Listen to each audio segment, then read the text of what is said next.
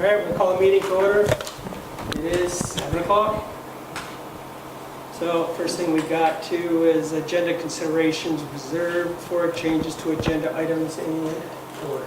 Nothing's changing. Comments and questions from the public not related to what we're talking about tonight. All good there? All good there? Okay, thank you. All right, so we'll get right into it. So now we're discussing the town plan for natural heritage of 2027. All right. Good evening, commissioners, members of the public. Just going to open up a slide here. All right. So, tonight's meeting, I'm going to be touching base on the natural heritage chapter. This is a chapter that is one that relates to other aspects of the town plan. But there's definitely some information in there that it kind of stands alone. So we're going to kind of do a little bit of a deep dive on some of those elements that were in there. So tonight we're going to talk a little bit about the context for a town plan for those who might be just joining us, kind of set the stage there. We'll recap the statutory requirements for this section, and then touch on the 2019 town plan's vision, objective, and goal for this chapter.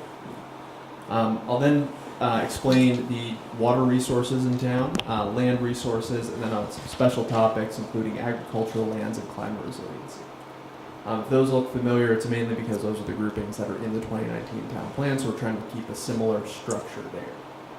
We'll have time for discussion after that point. I'm hoping that that will not take too long to get to that point, but I do want to set the stage for everyone there. So just to start off, for folks who might be joining us for the first time, we like to make sure everyone understands what a town plan is, sometimes what it isn't. This is really the visionary document for the town. It's forward-looking. It's a long-term plan for Colchester, and it primarily focuses on land use planning, but it does touch on other topics. So tonight we'll be talking about natural resources. Other discussion topics include, parks and recreation, energy, transportation, economic development, municipal services. So really this plan does touch on everything, and it really kind of sets the stage for the future. A town plan is valid for 8 years, and really while the town plan is the product, the process does matter just as much, if not more so. So we try to have a pretty comprehensive process that informs the plan. Last plan was adopted in 2019, which means we are due in 2027. So the year is 2026, and we are on track. Now, the fundamental, outcome of a town plan is providing a framework for the town's development regulations, which some people call zoning, and also kind of guides future land use. It's aspirational. We're not going to find a way to implement it on day one. It's really going to be a slow effort. It also guides infrastructure planning and capital budgeting, and it gives the town some standing in Act 250 and Section 248 projects, which are state level review processes. There's other benefits, though, to having a town plan. Sometimes it's a requirement or makes us more competitive for certain grant programs, whether that be, for example, bicycle and pedestrian grants, which the town has utilized in the past. It also allows us to collect impact fees on the development of new housing. So Colchester has 2 of those. We collect a recreation and an education impact fee to fund capital projects for those programs. Just to launch in and set the stage tonight, there's a couple of different goals that the town plan needs to be in alignment with in state statute. Really looking at protecting, preserving, and identifying, of course, natural and historic features of the Vermont landscape. We're also looking at maintaining and improving water quality and managing forest lands to maintain and improve forest blocks and habitat connections. These are kind of what the town plan will be reviewed against by the Regional Planning Commission. For elements of a municipal plan, the natural resources aspect really does fall under the land use plan, right? Because There's going to be certain conversations about what areas of town should be developed with housing, and what areas perhaps should be considered as potentially a little too environmentally sensitive to have that use in that area at intensities similar to other parts of Colchester. So kind of an overarching theme, but also looking at, clarifying where forest blocks and habitat connectors are, and also, having a statement of policies on rare and irreplaceable natural resources. There have been some changes to statute since 2019, but the 2019 plan was very much in alignment with these, so we're not going to see a lot of new topics tonight, just kind of updates to those. We'll also note this chapter does touch on the flood resilience requirement. So we'll talk a little bit about floodplains tonight. I will note that generally you can satisfy this requirement by having a local hazard mitigation plan. There was some information in your packet that's also being updated in tandem with the town plan, so some more discussion on that tonight. All right, so let's get into the natural heritage chapter and some of the topics. So starting off, this is the vision and goal and objective of this chapter. I want to pause for just a moment to note, while I don't necessarily want feedback in this moment or put anyone on the spot, really everything in your chapter needs to kind of fall under this guiding principle, which I think is where we'll end up going from a label perspective. So if there's anything missing in here, or you think that tonight's discussion should modify this in any way, you can come back to this. It'll likely be a discussion point as we move forward. So we will, I don't want to necessarily just read it for you, but generally the vision, goal, and objective align with the requirements in state statute. So let's dive in and get into water resources. So water resources are abundant in Colchester. Right off, Lake Champlain and Mallett's Bay are great resources in town. To the north, we have the Lamoille River. To the south, the Misc River. We also have Colchester Pond, variety of floodplains, wetlands, water courses, and some threatened and endangered species. And I say some because the other ones are located on land, so we'll get into those in a little bit. So let's talk a little bit about Lake Champlain. The town has 27 miles of shoreline. There are local regulations related to the Shoreline Protection Act, of which we have local delegation through our zoning. But on a whole, right, Lake Champlain and Mallett's Bay are really why many people have chosen to live in Colchester. Great recreational opportunities are available on Lake Champlain, whether you enjoy being on a boat, swimming, or just, enjoying the other benefits, such as, the economic benefits, right? Tourism economy sort of benefits from having Lake Champlain or Mallett's Bay, for example. There's also some items we'll touch on related to water quality monitoring, because, having a water resource like this does, have the requirement to have clean water, right?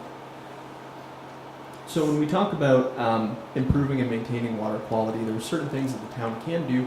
There's certain things that other organizations have responsibility for. So locally, we do have federally required MS4 permit, that stands for Municipal Separate Storm Sewer System. This really requires the town to have certain stormwater improvements over time to clean up stormwater runoff that is introduced into Lake Champlain. Also, the town does have ongoing water quality monitoring programs.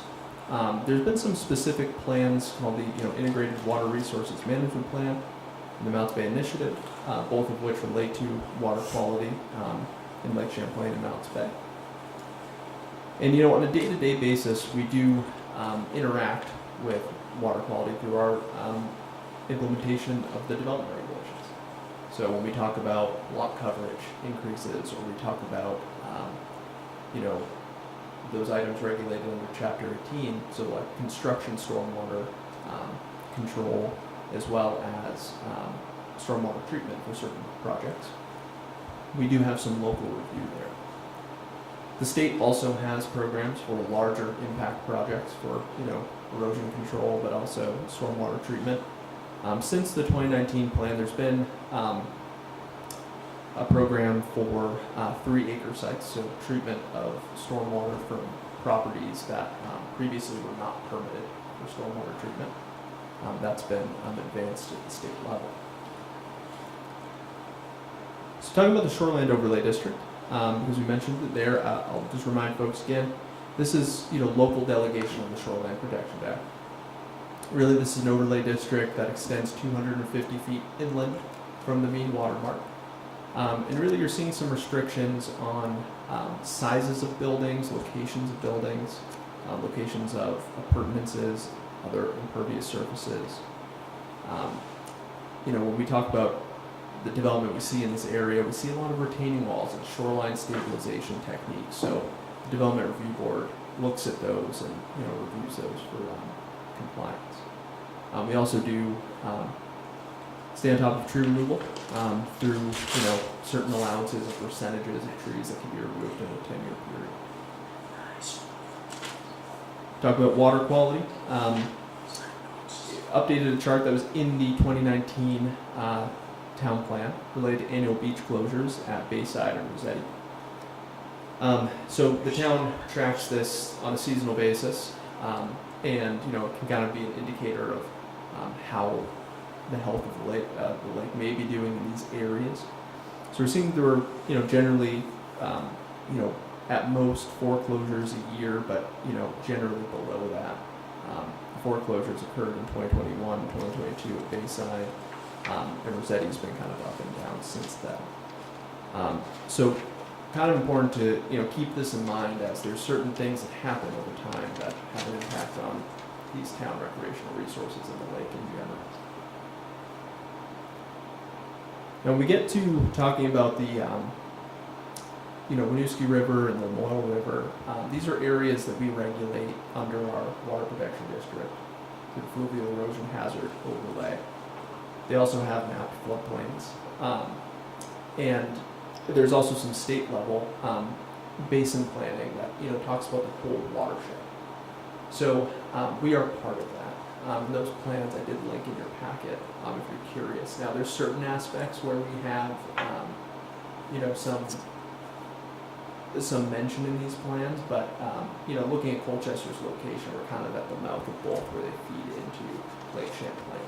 So kind of thinking about how those rivers feed into Colchester kind of makes you think about the context where the town is. So we're sort of shaped by those in many ways.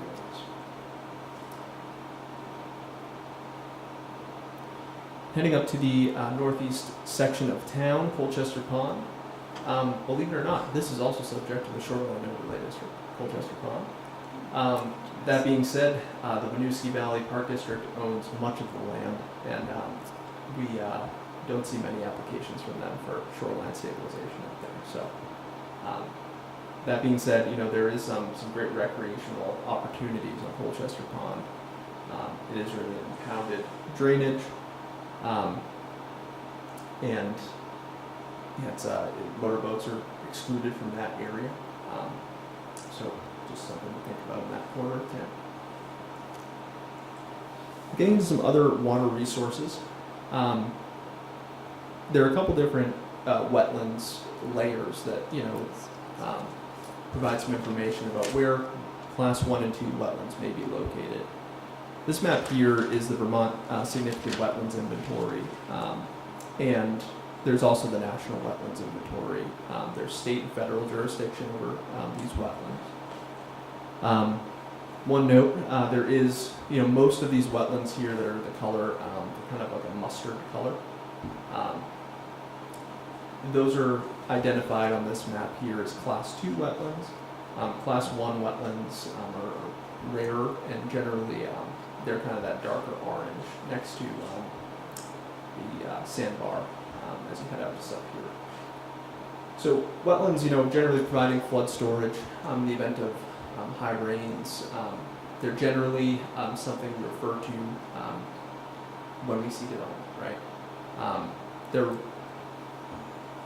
regulated locally under our development regulations in the Water Protection Overlay District. Generally looking at a 50-foot buffer from wetlands.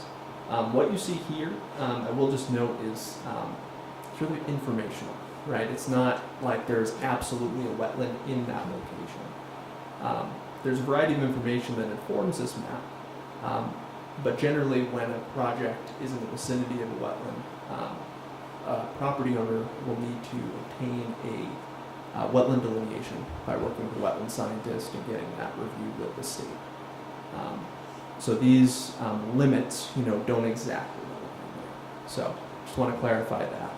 But there's many benefits to wetlands, and of course we are cautious to keep development away from them in most situations, right? Because there are times in which folks can get permits to work within wetlands or buffers.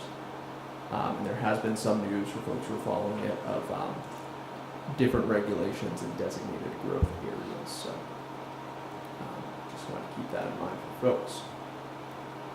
All right. Moving on, and we're kind of touching on a lot of topics quickly here, but we can of course come back to certain ones if there's questions on them. Floodplains in town, we regulate these in our development regulations as well, but these are kind of, you're looking at FEMA jurisdiction as well. In Colchester, these are very restricted areas. Development's very limited. When you are allowed to redevelop, it comes with requirements for floodproofing, which requires a pretty significant investment into the property. There's different zones on the FEMA map viewer, on the flood insurance rate map, based on the likelihood of flooding. I've included some screenshots here. You're kind of seeing that, the Lamoille River, the Misc rivers, do have some mapped floodplains as well as along the lake. And there's also some other water courses in Colchester that are mapped. I will note that much of this information was mapped in the past. There have been updates to the Lamoille flood insurance rate maps. Winooski updates are expected as well. So when that information is available, if it's available during the term of this plan, I'll bring that to you. Ultimately, we're seeing some updates to those based on better data that we've gathered over time. Now, in the event of a flood event, the town does participate in the National Flood Insurance Program. We also participate in the Community Rating System, which is called the CRS program, and that program allows residents who need to buy flood insurance a discounted rate or insurance premium if the town completes certain activities. So one of those activities is one the Planning Commission often participates in near the end of the year, where you convene as the Committee for Public Information. So if that sounds familiar, that's because that's one of our activities. But generally, speaking about floodplains, these are areas where we want to discourage additional development because of the likelihood of a flood event that could be a disaster for many folks. So we just want to tread carefully in those areas. Of course, not all areas are mapped as floodplains, and sometimes there are other areas of town, water courses, streams, brooks, that fall under the town's water protection district. So we currently have an 85-foot stream setback from center line on either side to regulate development and proximity to surface waters. One trend that we've seen some more information channeled towards, some studies occurring, has been in river corridor protections, which kind of seek to smooth out that area where a river or stream could move over time because they're not static in one location. For example, taking a look here at the Winooski, you can see how the river meanders within the river corridor. The river corridor planning seeks to protect the area where the river could go. And that's sort of a little different than putting an 85-foot stream buffer on it, because then it starts, following in and there's possible gaps. Something to consider as an implementation action. Considering we don't currently have exactly the same protections here. The 85-foot buffer's nice, but it's not quite the same. All right, so we're going to get out of the water and we're going to get on the land. So similar map here, and so this area, we're going to be talking about in this section. Significant habitat sites, threatened and endangered species, biological natural areas, and forests. So there's been some updates to naming conventions since the 2019 town plan. And the state has mapped some significant natural communities. And these are areas that have been studied and identified as being an ecosystem, an environment that is rare and possibly in need of protection from development. In Colchester, what you're going to find most of, and it's discussed thoroughly in 2019, was sandplain habitats, right?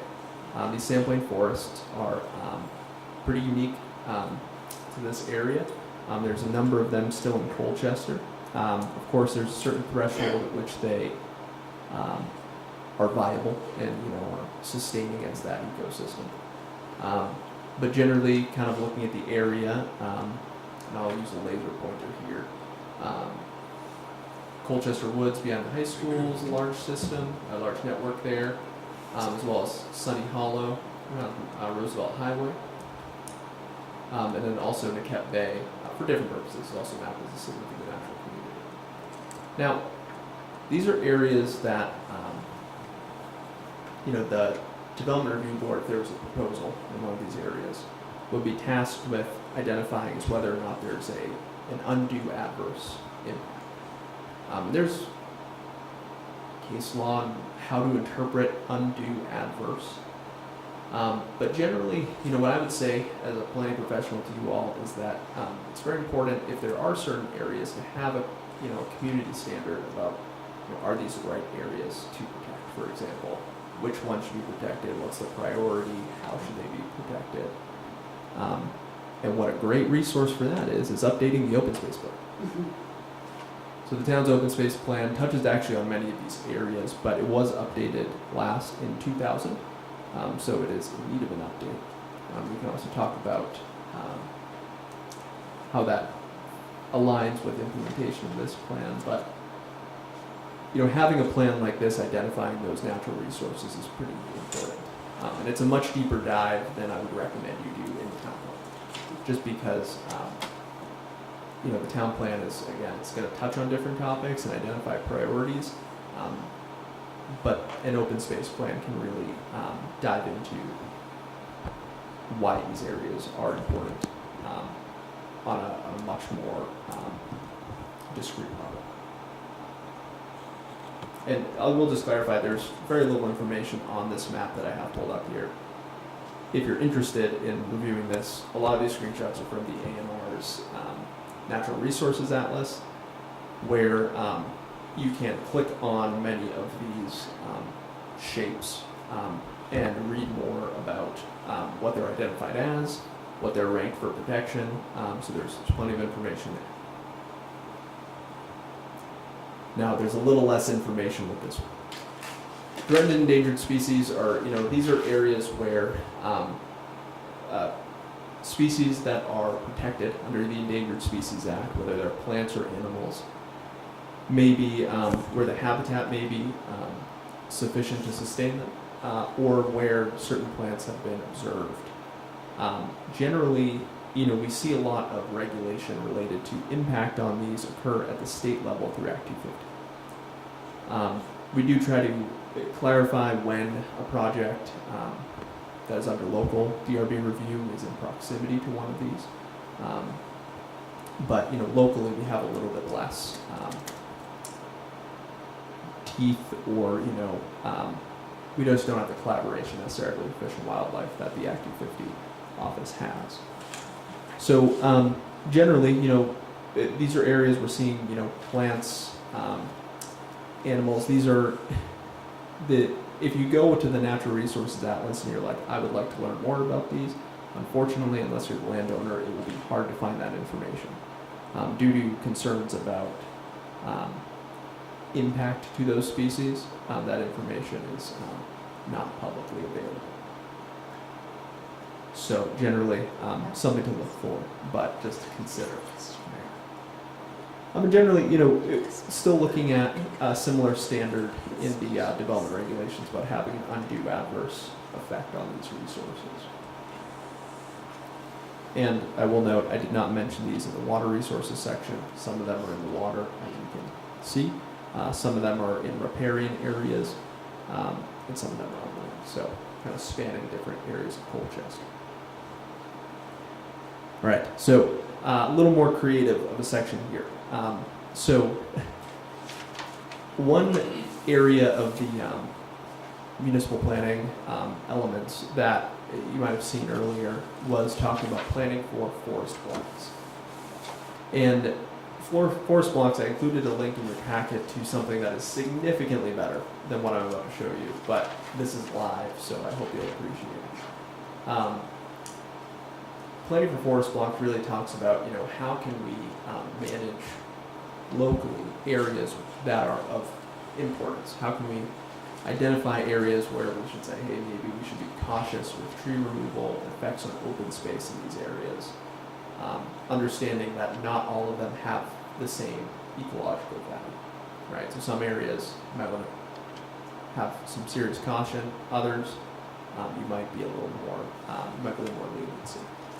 So to kind of speak about how this works, imagine you have a large forest, and it's got a great lake or pond, and it's got a stream in it. And this is a great place for a variety of wildlife, right? You can exist on the edge, you can exist on the inside, you got plenty of room to go. But as happens with many things in town, we will build a road through it. And ultimately that will lead to folks carving it up a little bit. If somebody wants to build a house and a driveway and take down a fair amount of trees, that's an option. And maybe it's regulated, maybe it's not. In this case, I'm assuming in this square, it is not. Someone across the road could do the same thing. And then that person could subdivide and subdivide off another parcel as well. And slowly, we've kind of eaten away at what previously provided pretty significant amount of ecosystem function, right? And when you kind of look back here, you went from having, interior areas where, certain species may need all of that space, to really having significantly more edge habitat that kind of forces out those species that, may have needed more space than they have under the system. You sort of lose, track of your, those species in that area. Vermont Fish and Wildlife can explain this significantly better than I can. But I will note that there are mapping resources available related to interior forest blocks. So in Colchester, when we look at this, looking kind of at the dark purple here is highest priority forest blocks. Light purple, priority. When we look at highest priority in Colchester, we're looking at areas, Colchester Pond, Maketv Bay, Clay Point, kind of that area south of West Lakeshore Drive, west of Prim Road, north of McRae Road. These areas, you're looking at, these areas are providing, that interior forest condition I talked about. When development fragments these areas, you start to see larger impacts on, species that may have been using that area. Now it's important, it's not enough to just note these on a map. These areas do need to be managed, right? So the state, in this quote here, mentions that forest management really needs to prioritize, a forest structure that, has equal distribution of ages, right? It can't just be all new, it can't be all, medium aged. It really has to be a mix in there to be useful. So there's kind of two elements, identifying and protecting, but also ongoing management. And it's very useful to zoom out and look at the larger context. Because Colchester, the purpose of these is to look at larger blocks that span outside of the town. So that area around Colchester Pond also provides for interior forest connectivity into Essex. Niquette Bay, you're looking at kind of a connection up to Milton, for example. And out where I live, I'm much more in a very high priority area near the Green Mountains. So, the county has different, areas that are kind of meeting this. Now, apologies if I'm talking a little bit here. Connectivity blocks are the other aspect here, so habitat connectors. When we think about interior forest blocks, we're thinking about the areas that are forests, where we're talking about how does this area provide this habitat. We're talking about connectivity blocks. We're really looking at, still avoiding the fragmentation I talked about before, but talking about how animals may move through these areas. So in Colchester, a lot of the same areas are identified as priority connectivity blocks. So still looking at Colchester Pond Road, but coming south a little bit more, down to Severance Road area, including Sunny Hollow,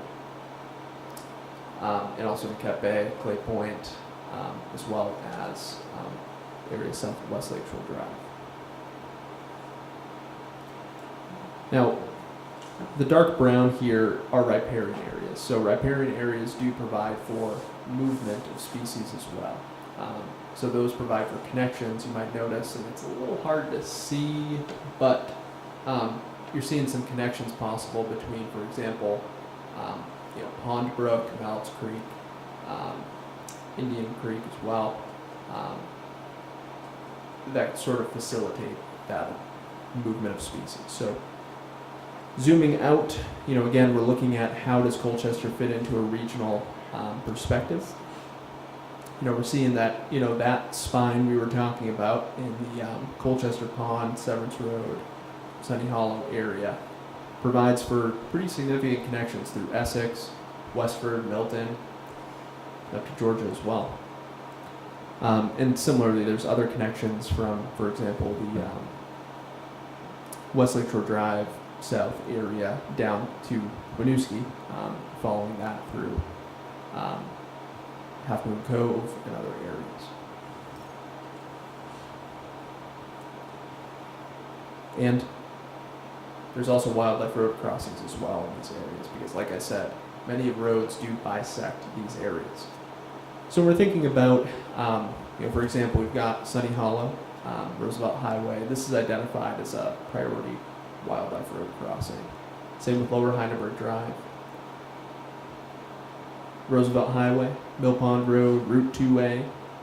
These areas are kind of where the roads exist in those areas we just talked about. And also Northern Roosevelt Highway near Collins Farm, East Road.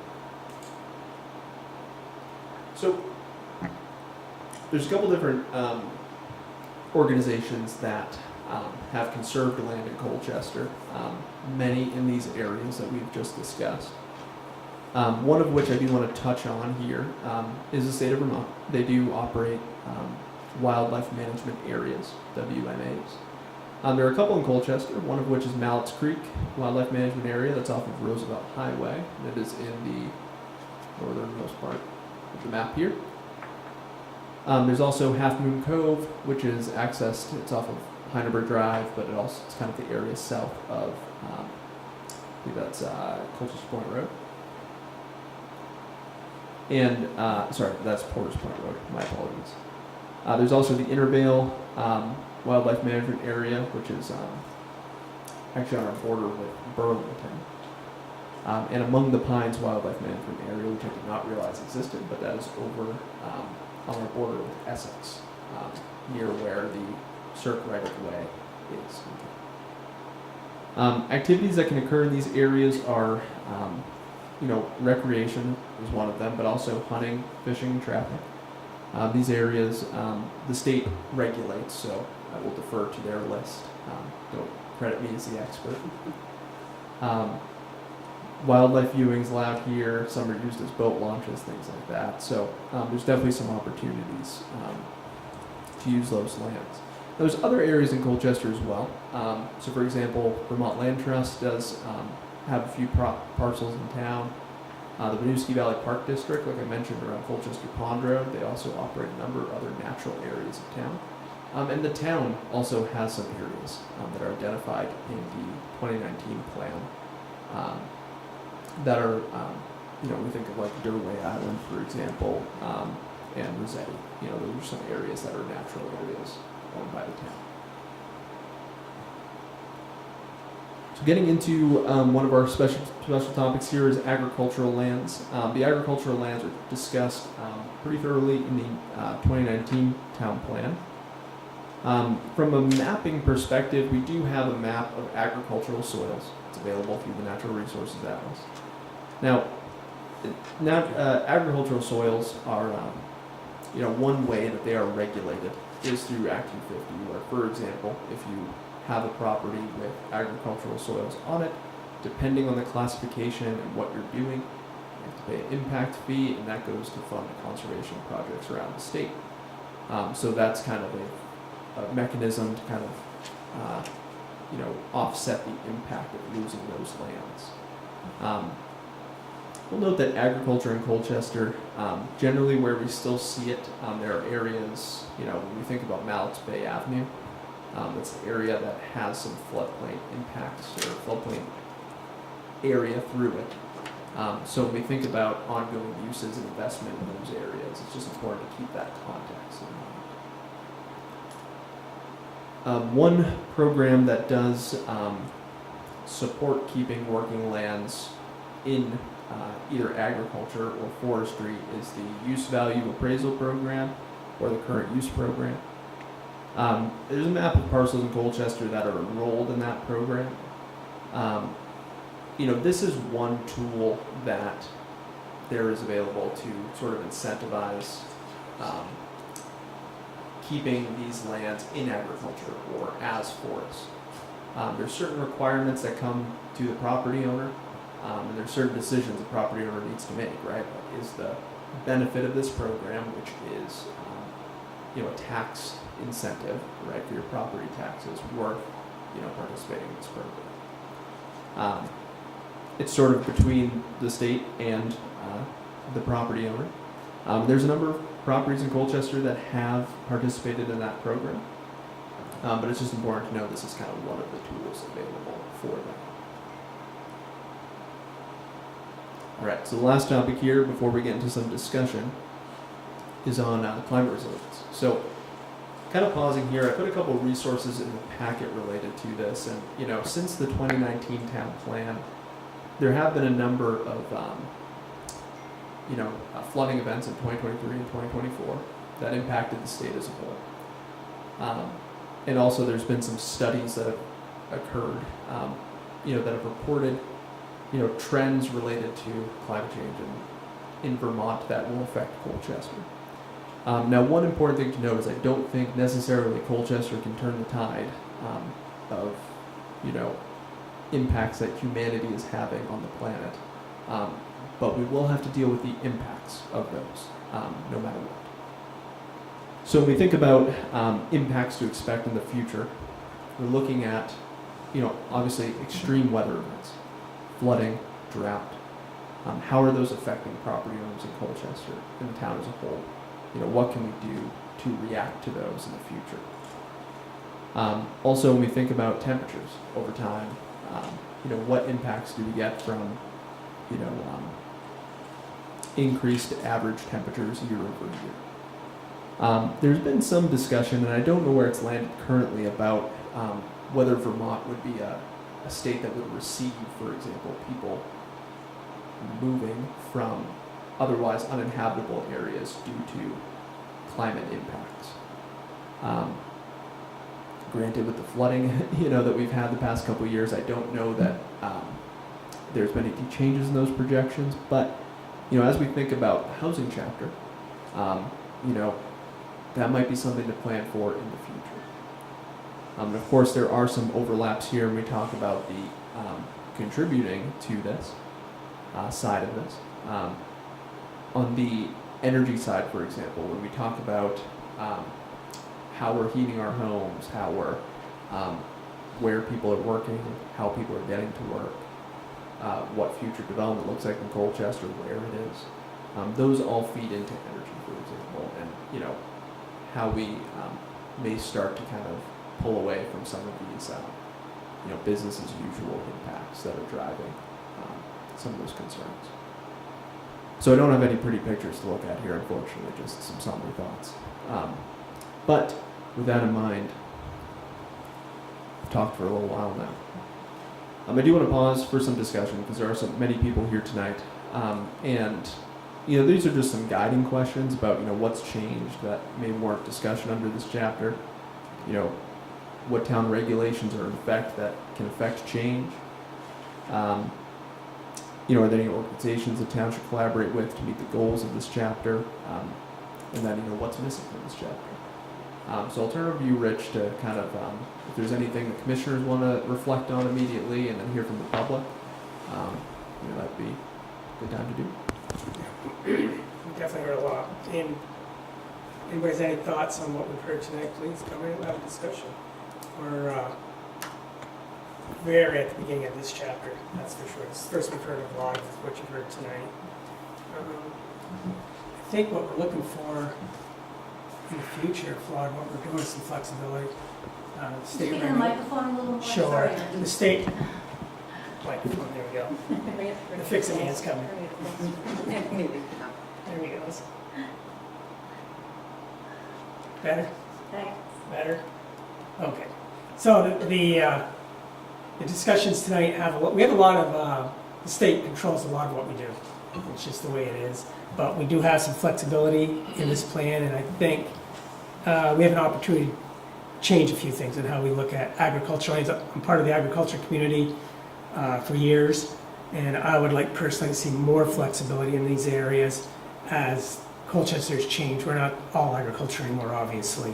And I think for the land to stay open and the taxes we pay, we need more flexibility for these people and their lands, for myself. The other chapters of the shoreline, and Mallets Bay is a big topic as usual. And so we have discussions on that over the years, obviously. But in this town plan now, we can get a flavor of, do we want more flexibility down there? Would we like to control a little bit more of what we're doing? A lot of big changes down the bay. We did a survey. A lot of people like to keep things the way they are. We hear a lot of that. And other people are like, I want more entertainment. I want more tourism. So we need a little bit of balance on that. So this discussion on tonight, your thoughts, your flavors on what you guys think about this. You know what we'll discuss on in a few minutes, but hoping somebody else has some ideas outside of us. No? Yes? Come on up. Just need your name for the record, Murray. Yeah, Thank you. Murray Thompson, can you hear all right? Yeah, so I just want to second what you said about, I have a farm on the road, okay? And it's all, when they did the rezoning 10 or so years ago, I asked for it to be changed to be more agricultural. It was sort of a mixed residential thing. And I'm surrounded by land that everybody's residential, okay? I'm just agricultural in the middle. And I was fine with that because I want the flexibility to do what I need to do as far as agriculture and forestry and not be told that I can't cut a tree or whatever. But as we move forward, I'd still like flexibility to do other things if that, just like what Rich just said. Things are changing, and I don't want to not be able to keep doing agricultural things. That's what I want to do, but I don't want to be locked in like somebody deciding that we need to be a corridor for animals to move, and so we can't build on it or things like that. I guess that's all I've got to say. Perfect, thank you. Yep, yeah, come on up. Hi, I'm Karen Bates. So I lived in Chittenden County for 60 years, so visited this area for that long and lived here for 30 years. And And I preface that because I have to say, I wrote those watershed plans. Bill Boyle, Misc, and Northern Lake Champlain Direct. And what I wanted to bring as a resident, I live on the northern part of Mallett's Bay on Clay Point Road. I feel very lucky to be there, especially knowing water quality, because there's good water quality there.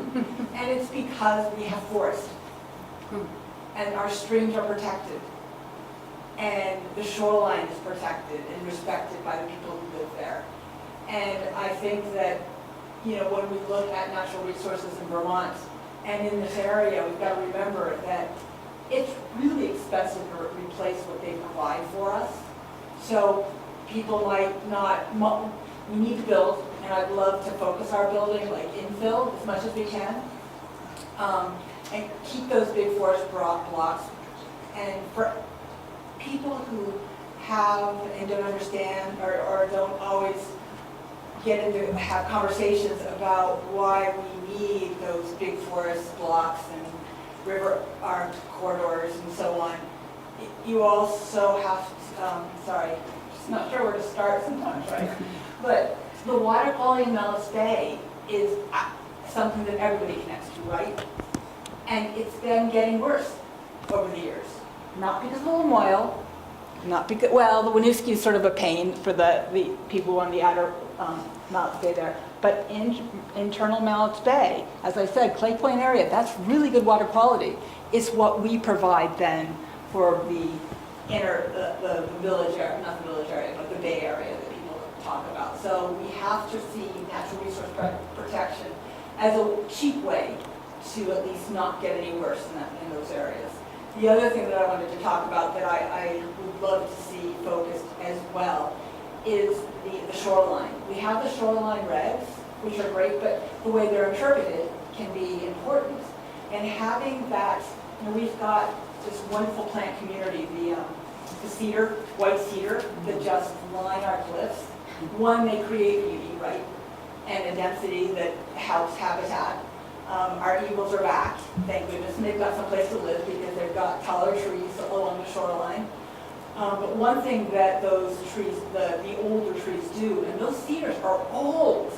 I mean, they're small because they're struggling, but they're old. It's old growth forest in some places. And they also maintain the stability of that shale cliff in areas.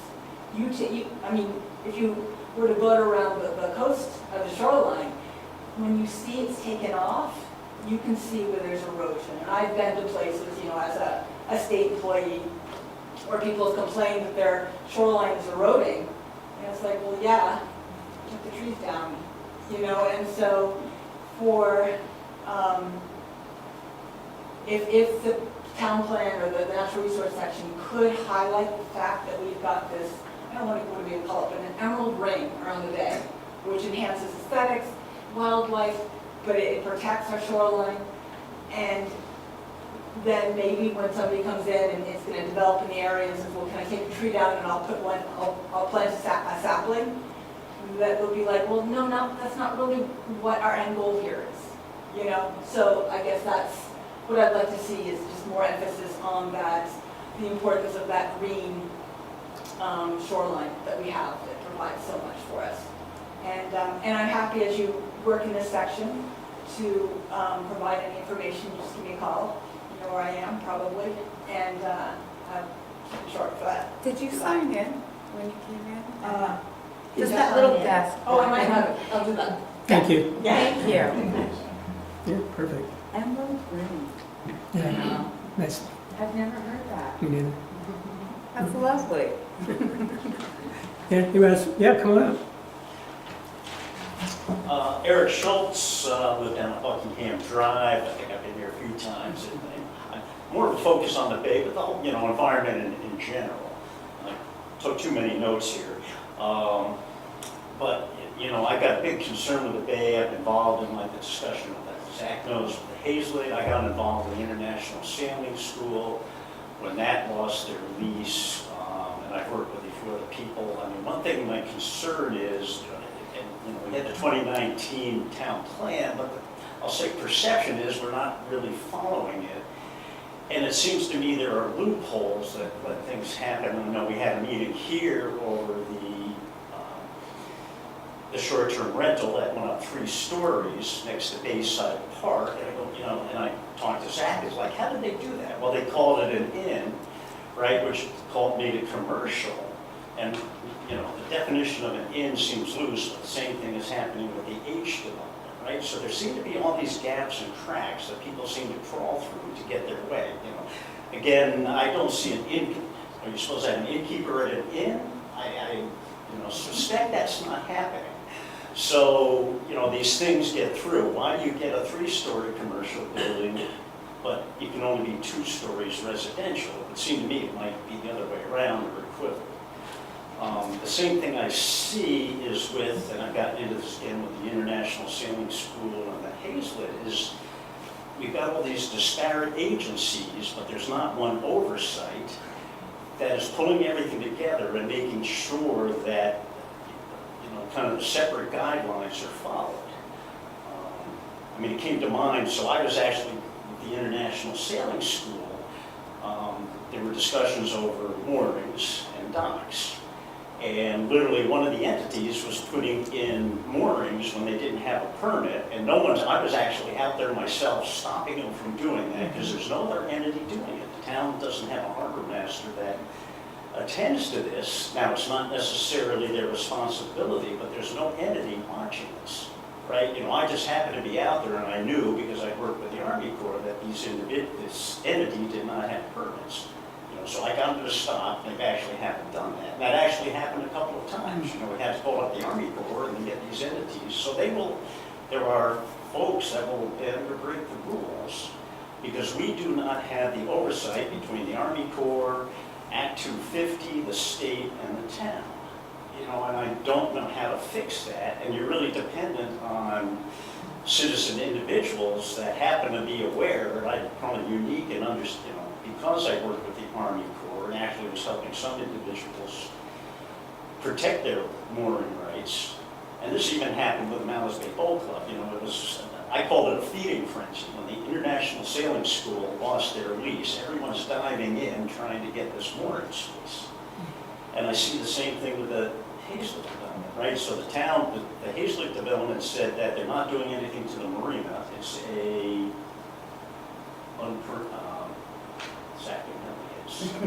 unzoned, I forgot the terminology. Non-conforming. Non-conforming, thank you. Right, but I can see because the town is not working with the Army Corps, and someone just put in a request for a dock. It's funny how I get all this information to extend out 250 feet, which is going to encroach on the exterior property lines, of, it's actually the former ISS property, and they're not happy about that, right? And we went through this whole thing with ISS about following the extended property lines. But I can see now this development coming back, nothing stopping them from coming back later and saying, okay, now I want to put in, you know, more moorings, long dock, and obviously they want people coming here. So, you know, how do we fix this coordination and oversight?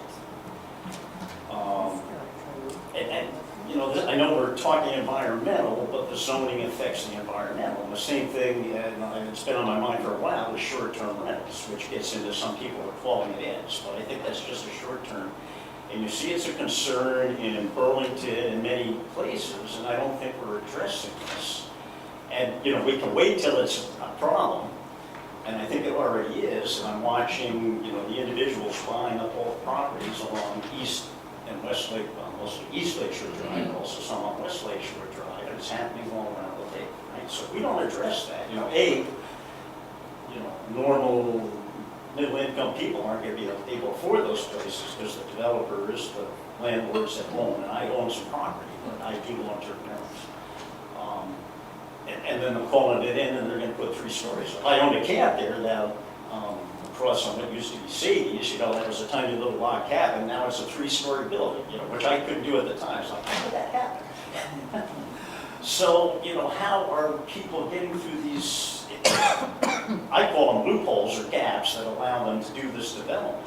And the same thing, I kept the shoreline, when I owned this camp, you know, totally wooded and was trying to prevent the erosion, and then everything got cut down once I sold it. So who is, and, the same topic comes up with the H development, and all the trees that can get cut down on both sides of the road. So, and I thought there were rules on, the diameter of trees within X feet of the shoreline that you couldn't cut down. But it seems like, and the other problem is people just race, take the trees down and say, oh, you shouldn't have done that, well, you pay a fine, and, it's hard to enforce. What else?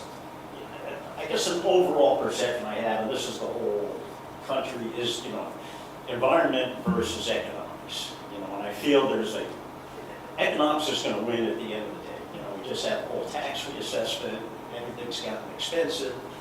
There's a lot of whining in front porch forum and everything else, but I think, the bay will be taken advantage of if we're not careful, particularly with what I see with some of these loopholes. And again, I spend a lot of the time on the water, in the water, I swim, I dive, I sailboat. Again, I tried, when I was around, I tried to preserve the trees, and the stuff's getting cut down, for economic benefit. And there are places, Exit 16, other places, Severance Corners, that's kind of fine, it's less environmentally sensitive. I'm even amazed at what's going on Route 7 north of Severance Corners. Right? And everything that was rolling land that are going, that kind of looks undevelopable. Well, no, it's developable. And a lot of that stuff looks like wetland. So I think we got to find a balance and change the mindset of economics versus environment and say, okay, this is where we want to focus, our economic benefit, but how do we not sacrifice places like the bay that you can't replace? And it's both building and water quality degradation, trees and the lack of trees and shade. I think, I'll say perception, I think everyone's following the rules like the DRB did with the H development and all that, So we've got stuff set in zoning, but I don't think it's following the spirit of what we had or requested of the town plan. That's my concern. And I think we got to change this mindset because we see it everywhere. The economics will win. I always say to myself, it had nothing to do with zoning, but zoning lags development, right? It's like, oh, I got a problem here, I'm going to change the zoning. Well, it's too late, right? Having lived on Lakeshore Drive, and if you look at it from the lake and get into the property that's been in legal issues as well, where it's just concrete all the way along or concrete blocks, right? So most of East Lakeshore Drive is getting denuded of trees due to those that want to benefit economically. So how do we change that economic versus environmental equation, but still solve the economic problems that we know we have and are going to continue going on, right? How do we preserve what's precious? Every time I come here, right, you look at this picture showing the lake, but if you sacrifice that, fill in that diagram you got there with all these 2 or 3 story buildings along, which is what you're doing, right? You're showing what we're losing. And we're building all these things, so, and most people are not going to be able to afford to get to the lake. I remember now it's the boat club, but it's getting between short-term rentals and people buying everything up, and I think a lot of people know what it is. And along West Lakeshore Drive, there are a number of developers that own property there that will be eager at some point to develop. And I understand, you're balancing property rights, and everything. It's my property, I should be able to do what I want, but, you're going to lose that picture. So, I got more, that's enough. And I was going to say, I think you're raising some very valid concerns. Well, And difficult ones, but I think they're I very know, valid. they're difficult problems, economics Yeah. problems is not going away, but how can we focus that somewhere and preserve this? Because once you lose it, and you can see we've already lost East Lakeshore Drive, from an aesthetic and even, runoff and erosion problem. So, Perfect. yep. Thank you. Yeah, thank you. Any other topics? Yeah, come on up. Yep. My name is Jim Hillis, and my wife and I own Sugarbush Farm.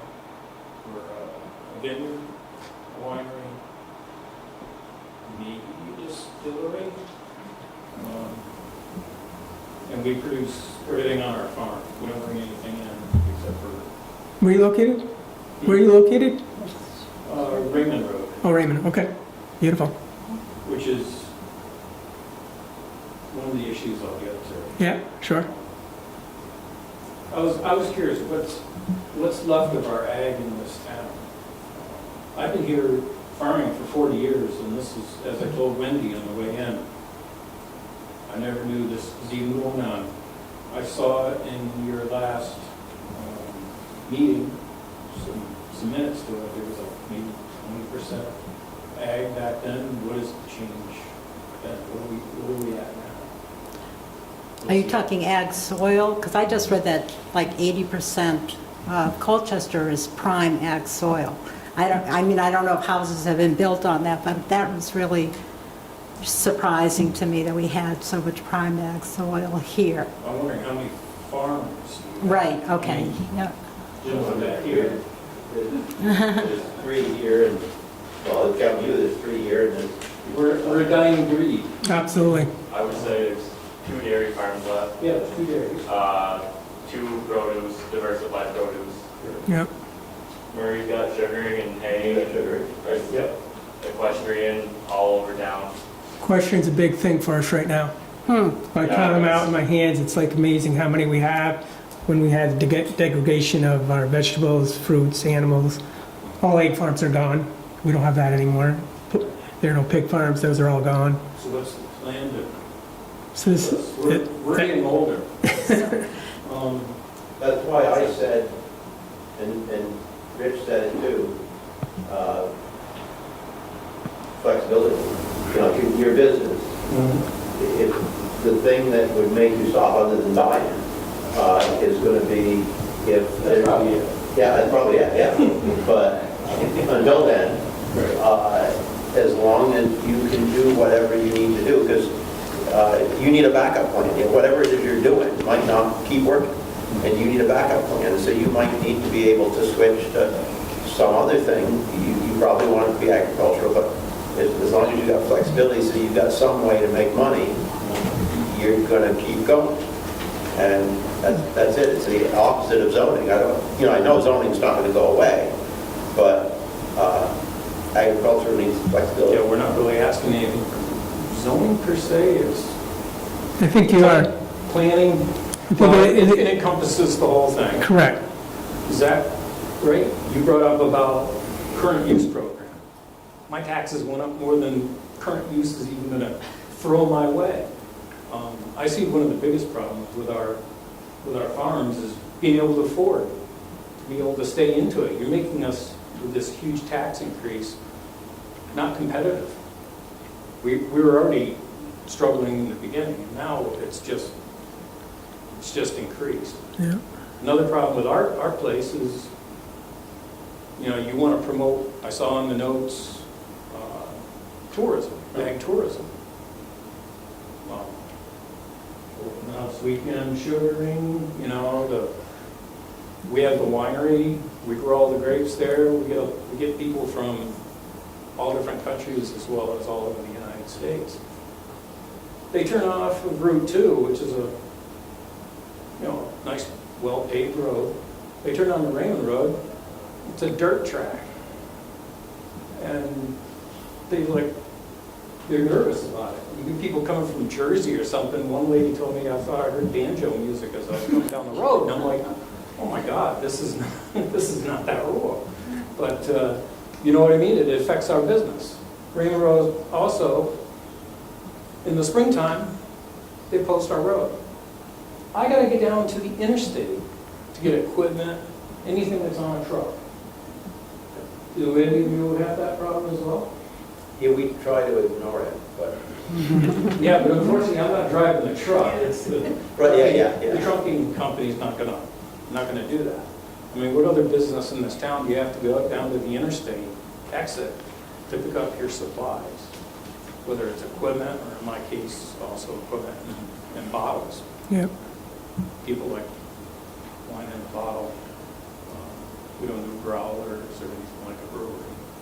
So between the taxes and just plain access, I see that as the biggest thing. We're not going to be competitive at this rate. You know, we talked about corridors for the wildlife, forest around the streams. I do all that, and I pay really damn well to be able to be that steward. We could use some help. I don't know, am I speaking, do I also speak for you other owners like the rest? Yeah. I mean, I don't know, and the reason I said distillery is that was our next expansion on the farm. I got my federal distiller's license, my federal winery license. I can practice that anywhere. I'm actually, for the first time in 40 some odd years, looking at other property. Because I know as soon as I put that building up, the taxes are already wicked high, and they're just going to go through the roof. And current use is no use to us. I mean, like I said, what they'll give me is the taxes went up far, far beyond that. I mean, like you said, you don't want to be pigeonholed, right? If you go into current use, what are you? You're pigeonholed. Well, the trouble with current use is if you're not in it and you're thinking about relocating somewhere, if you join it, you get that 20% penalty. Right. Yeah, I'm pigeonholed. Right. We've been in it so long that we still worry about the 20% penalty, but it is a good program. They just shouldn't have to. They should just look at your agricultural land and say it's not costing the town anything to drive by it. You know, it's not producing kids to go to school or whatever. So you should be taxed as an agricultural property, but that's not the way the state But that's not how it's working. I've said before, tax a cornfield like a cornfield. A hayfield is a hayfield. A non-productive hayfield, you know, just overgrown hayfield. Forest land. I can't believe the tax, part of my property I can't even get to because of the ledges. I mean, I can walk to it with difficulty, but I can't get a piece of equipment in there. So how can I sugar that area? How can I even cut firewood? Am I going to carry it out on my back? No. I'm too old for that. And, so I asked the planning commission, could we plan some kind of relief? Because I'll probably speak to these folks, we want to keep farming, but Yep. at what cost, you know?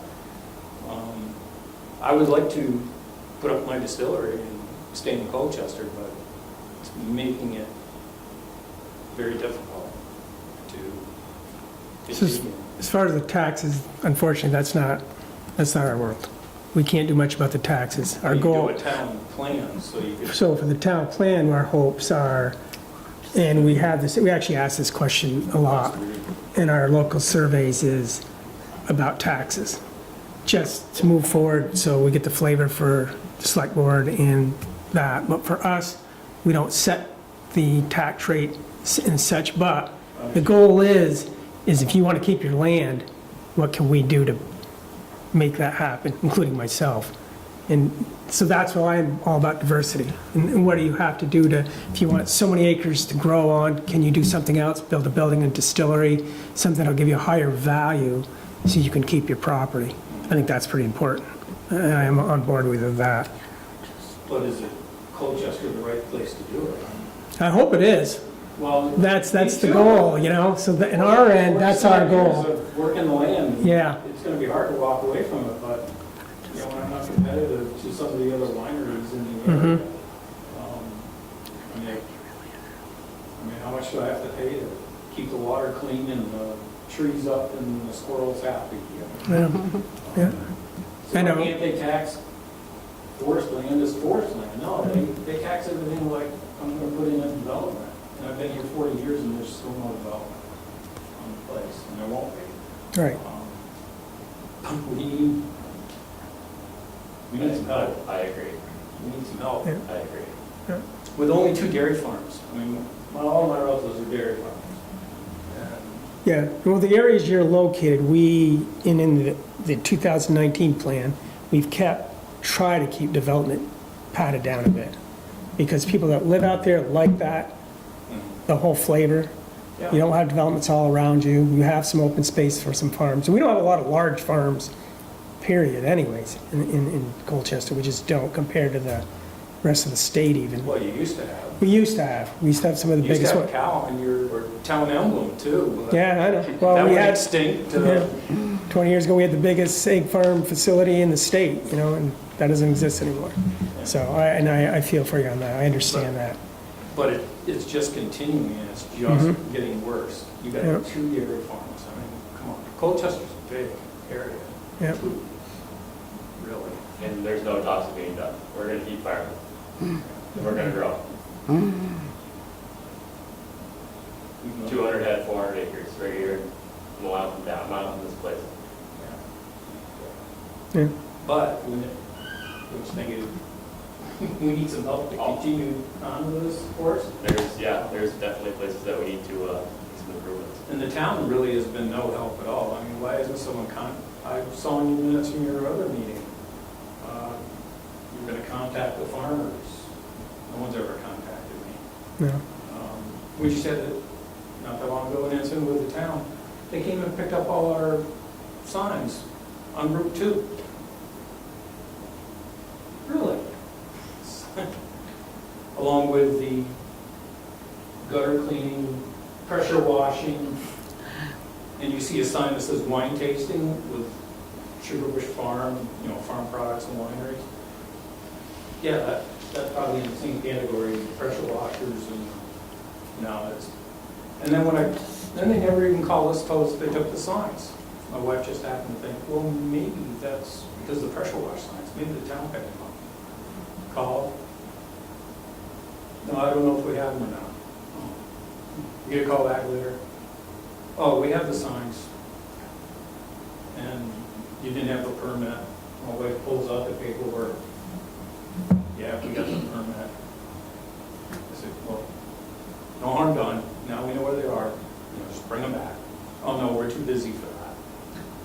So I got to shut down my tasting room to go get my own signs that I had a permit to put out.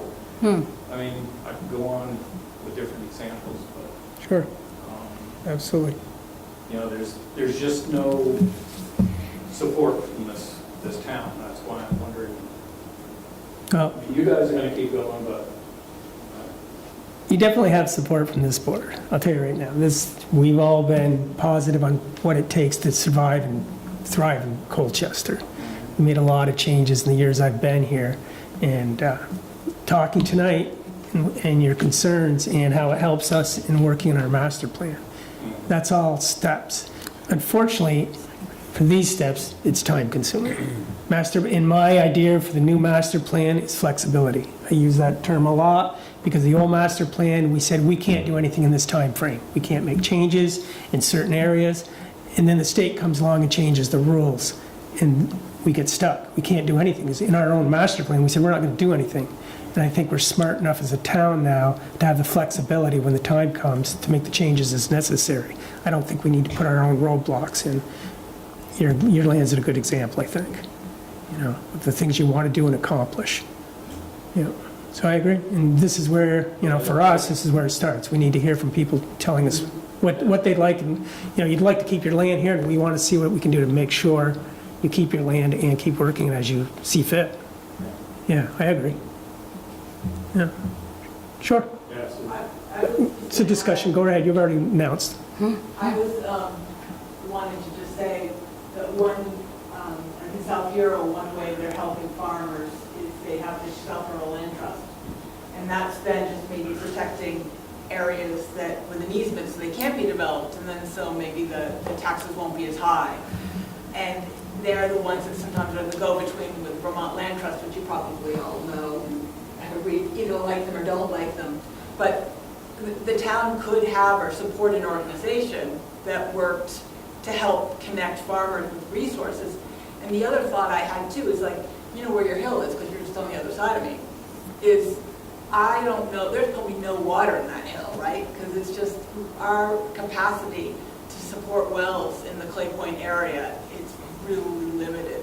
And nobody tells a developer that, nobody tells a new homeowner that, and yet, what if we really knew exactly, because the state does it, Vermont Geological Survey, that was like one of their goals, one of their objectives is to understand where there's actually capacity to drill wells so that we can bring in the hordes that are going to come because the changing climate will have a place to live, right? So anyway, if we were to actually understand where wells are just not going to work and say, all right, well, we're going to admit that's not developable land, we're not going to tax you for development because that doesn't make sense. I mean, you probably can't get much of a septic system there either, but if we're looking for solutions, maybe that would lower forest land, maple or sugaring lots and so on. Yeah, thank you. I'll just say, we got to conserve property, and our property tax went up almost $4,000, so it's not good. It didn't work. Hey. Ours went up 3 though. Can I have you come on up, because Sure. you're important to this too. Sure. Give me your name. Hey, Alex Tebow. Yeah. Fifth generation dairy farmer right here in Colchester. Yeah. Been at that farm for 107 years. Richie's a relative, Yeah. long distance relative. Yeah, If there's anything that I can give advice to this visionary committee is balance. We need to have balance. I think we do a good job with that. Obviously, development is just unavoidable. It's going to happen. But how do we make sure that we are putting in protections upstream where, like where our farm is, all the water from all these new developments, they come right through the Sutherland Brook, they're leaving sediment. Riverbanks are full of sediment, can't touch them because the state ties your hands. I just make sure that we see, buffers and water collection areas. Trying to think what else. I could sit here and talk all day. But also at the same time, in that balance, let's not tie the property owner's hands. Property owner rates are very big right now. And I think we're seeing it at the state level. And property owners aren't going to let the state forget what happened with Act 181. It's that. And I'll just leave it at that. perfect. I thank But you. no, like I said, I've been farming in town our whole lives and plan on keep farming for as long as I can, and planning on growing, picking up some land around, and just keep on farming. It's what we do. It's in our blood, and it's not going anywhere. So we're still going to have agriculture in town. Good, thank you. Thanks. Yeah, absolutely. Anybody else like to have a discussion? Yeah, come on up, Marilyn. Marilyn Souls, 1528 Portage Point Road, Colchester. It's really interesting what somebody said about how, I remember when the cow was on the town seal. And here we are in the thinking natural resources, and I've come to speak about the lake, and you guys are here to speak to the long history of agriculture. And it's really interesting how they both fit in this section we're talking about tonight so perfectly, and we've even had both of them on our town seal. And so, and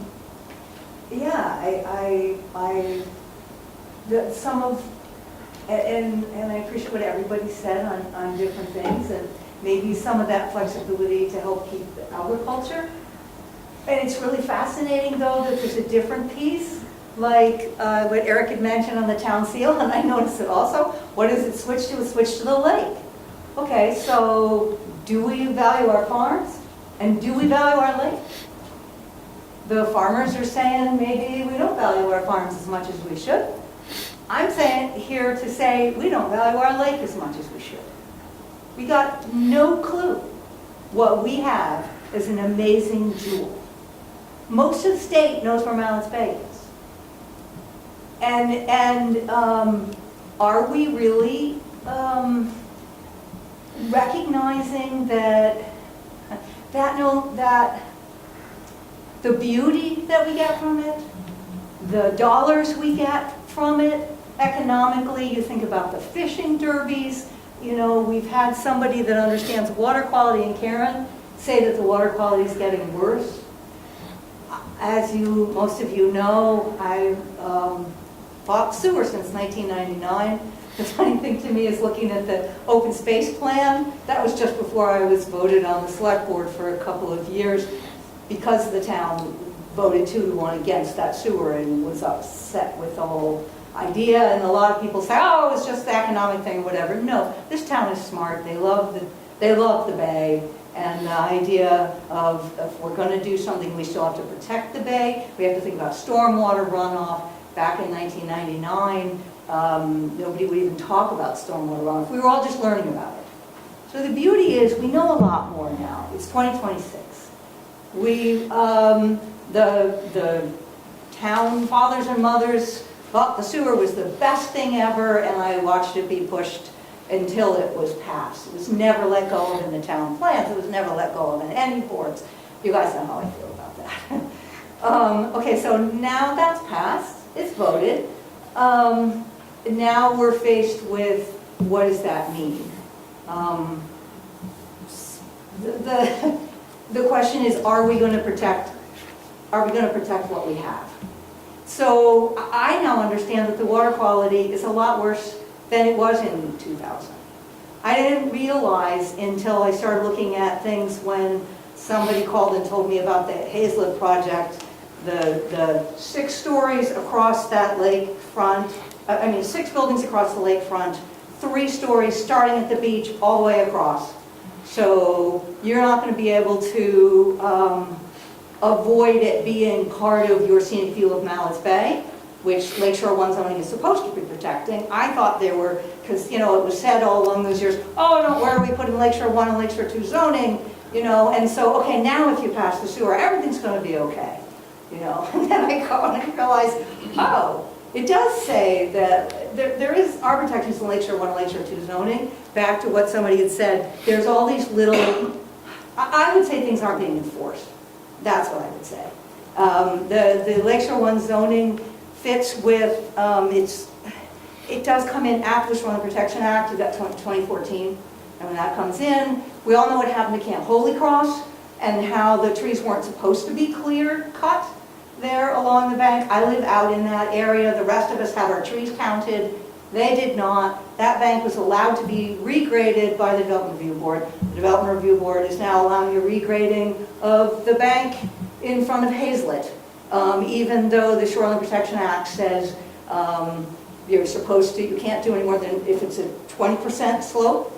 And we had the applicant that wouldn't say what the slope was at the DRB level, just what it was going to be after.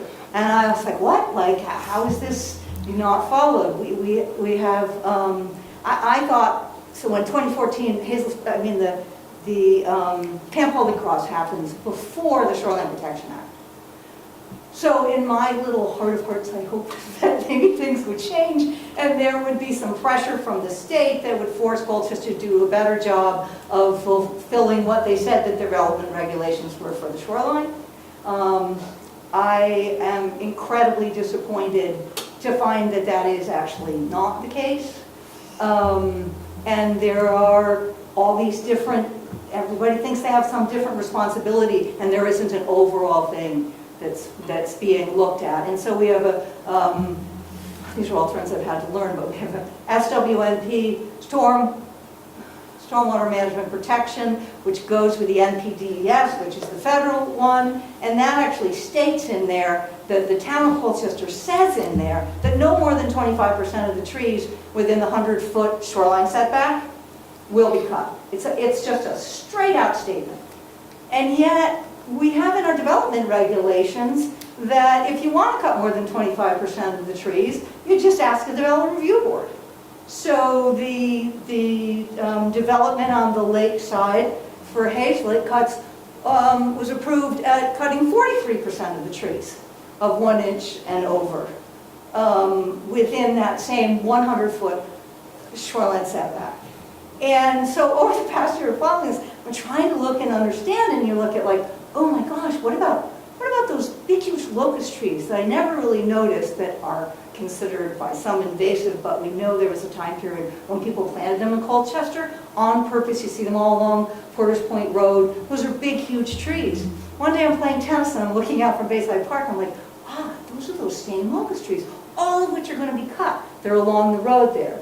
Because that whole property is going to be regraded to put these 6 buildings and a beach house in. And people are gonna be shocked because everything's going to put all those buildings in. And you're like, but wait, Lakeshore 1 zoning says that it matters about impervious surface. It actually says that you're not supposed to degrade the view from the lake. I went out on the boat last summer in a boat and looked at that, at what that looks like from the lake. I was shocked how green it is. That property is green. It's great. Doesn't mean you can't do some development, but what's your balance? And what are we allowed to do? Because we're allowing them to put two properties together to combine into a planned unit development. And because of that planned unit development, they can't do it with just one property, so you put the 166 and the 180 together, you do a planned unit development, but it's under the 3 acres, which requires you to have some open space set aside, so you don't have to do that, but you can have this incredibly dense development. You're like, wait a minute, like, how is this happening? So that Lakeshore 1 zoning says, preserve the views of the shoreline from the lake, which goes with the Shoreline Protection Act. And yet, those trees are being cut. And how can you not say that that is impacting all those boaters who want to see a balance? You know, you need a balance. You got to be able to build a house. You got to be able to do something. But what's your balance? And the Shoreline Protection Act says you also can't it's your 20% impervious, 20% slope, 40% cleared area. And once again, you know, that's not really being enforced. It's more than a 40% cleared area. Then I start to think, well, wait a minute, I don't really understand this new regional plan, the Land Use Review Board, the LURB maps, but I know when I look at them that there's this, that this whole area towards Porter's Point and across West Colchester Drive and everything is going to be considered, is it village mixed use, Sac? Is that what it's called? So I think on the CCRPC, Yeah. so the Regional Planning Commission's future land use map, which is Yeah. approved by the state, Yeah. those areas are identified as village center. Okay, so, but even all the way up to Porter's Point, like there used to be more different pieces, you know, like when you went out towards Porter's Point and what you had in West Lakeshore Drive. When you look at those maps now, it's just all the same color, okay? So that basically all of the area of Colchester is supposed to have really major infill. And there's some parts that could. But one of the questions I've realized is, well, wait a minute, like, and how does what about the shoreline? Colchester has more than 27 miles of shoreline, more than any town in the state. And we can't get things right, like with something that is under, which presently is under Act 250 review, and there are those of us that are appealing the town decision also. And so none of that has been decided yet. But what about all that other 27 miles? What's going to happen over the term of this plan? You know, if we don't take it seriously, that we care about the things. So let's say, and because Lakeshore 1 zoning, as you know, is just that one small piece of West Lakeshore Drive. And I forgot to say that it says that you're not supposed to lose the view for the public either. So think about West Lakeshore Drive. When I thought about it, and we all know that that's a place that has traffic issues. And as you know, this particular project has all the parking on the opposite side of the road. So all of those people have to cross the road for anything. And that's all fine and grand, and to me it sounds incredibly dangerous. So, but you guys aren't solving that piece. But if you look at, if you think about West Lakeshore Drive and why there are traffic issues there, it's because we all have to go through it. So I realize if you live on Porter's Point Road, you cannot get to Essex or, you know, or the interstate or whatever, unless you go through that one little piece, or you're going to go through Burlington. You know, so there's only those choices, and similar for those that live in other places, you've got to go through that one little piece. Okay. So what I realize is I'm incredibly spoiled. Some families have had a farm for years. My husband's family had a piece of property that happened to include the lake for over 100 years. So I'm spoiled.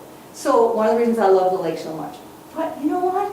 Think how many places in Chittenden County that you can drive by the lake and look at it if you can't afford to live by the lake. Think about it. There's almost none.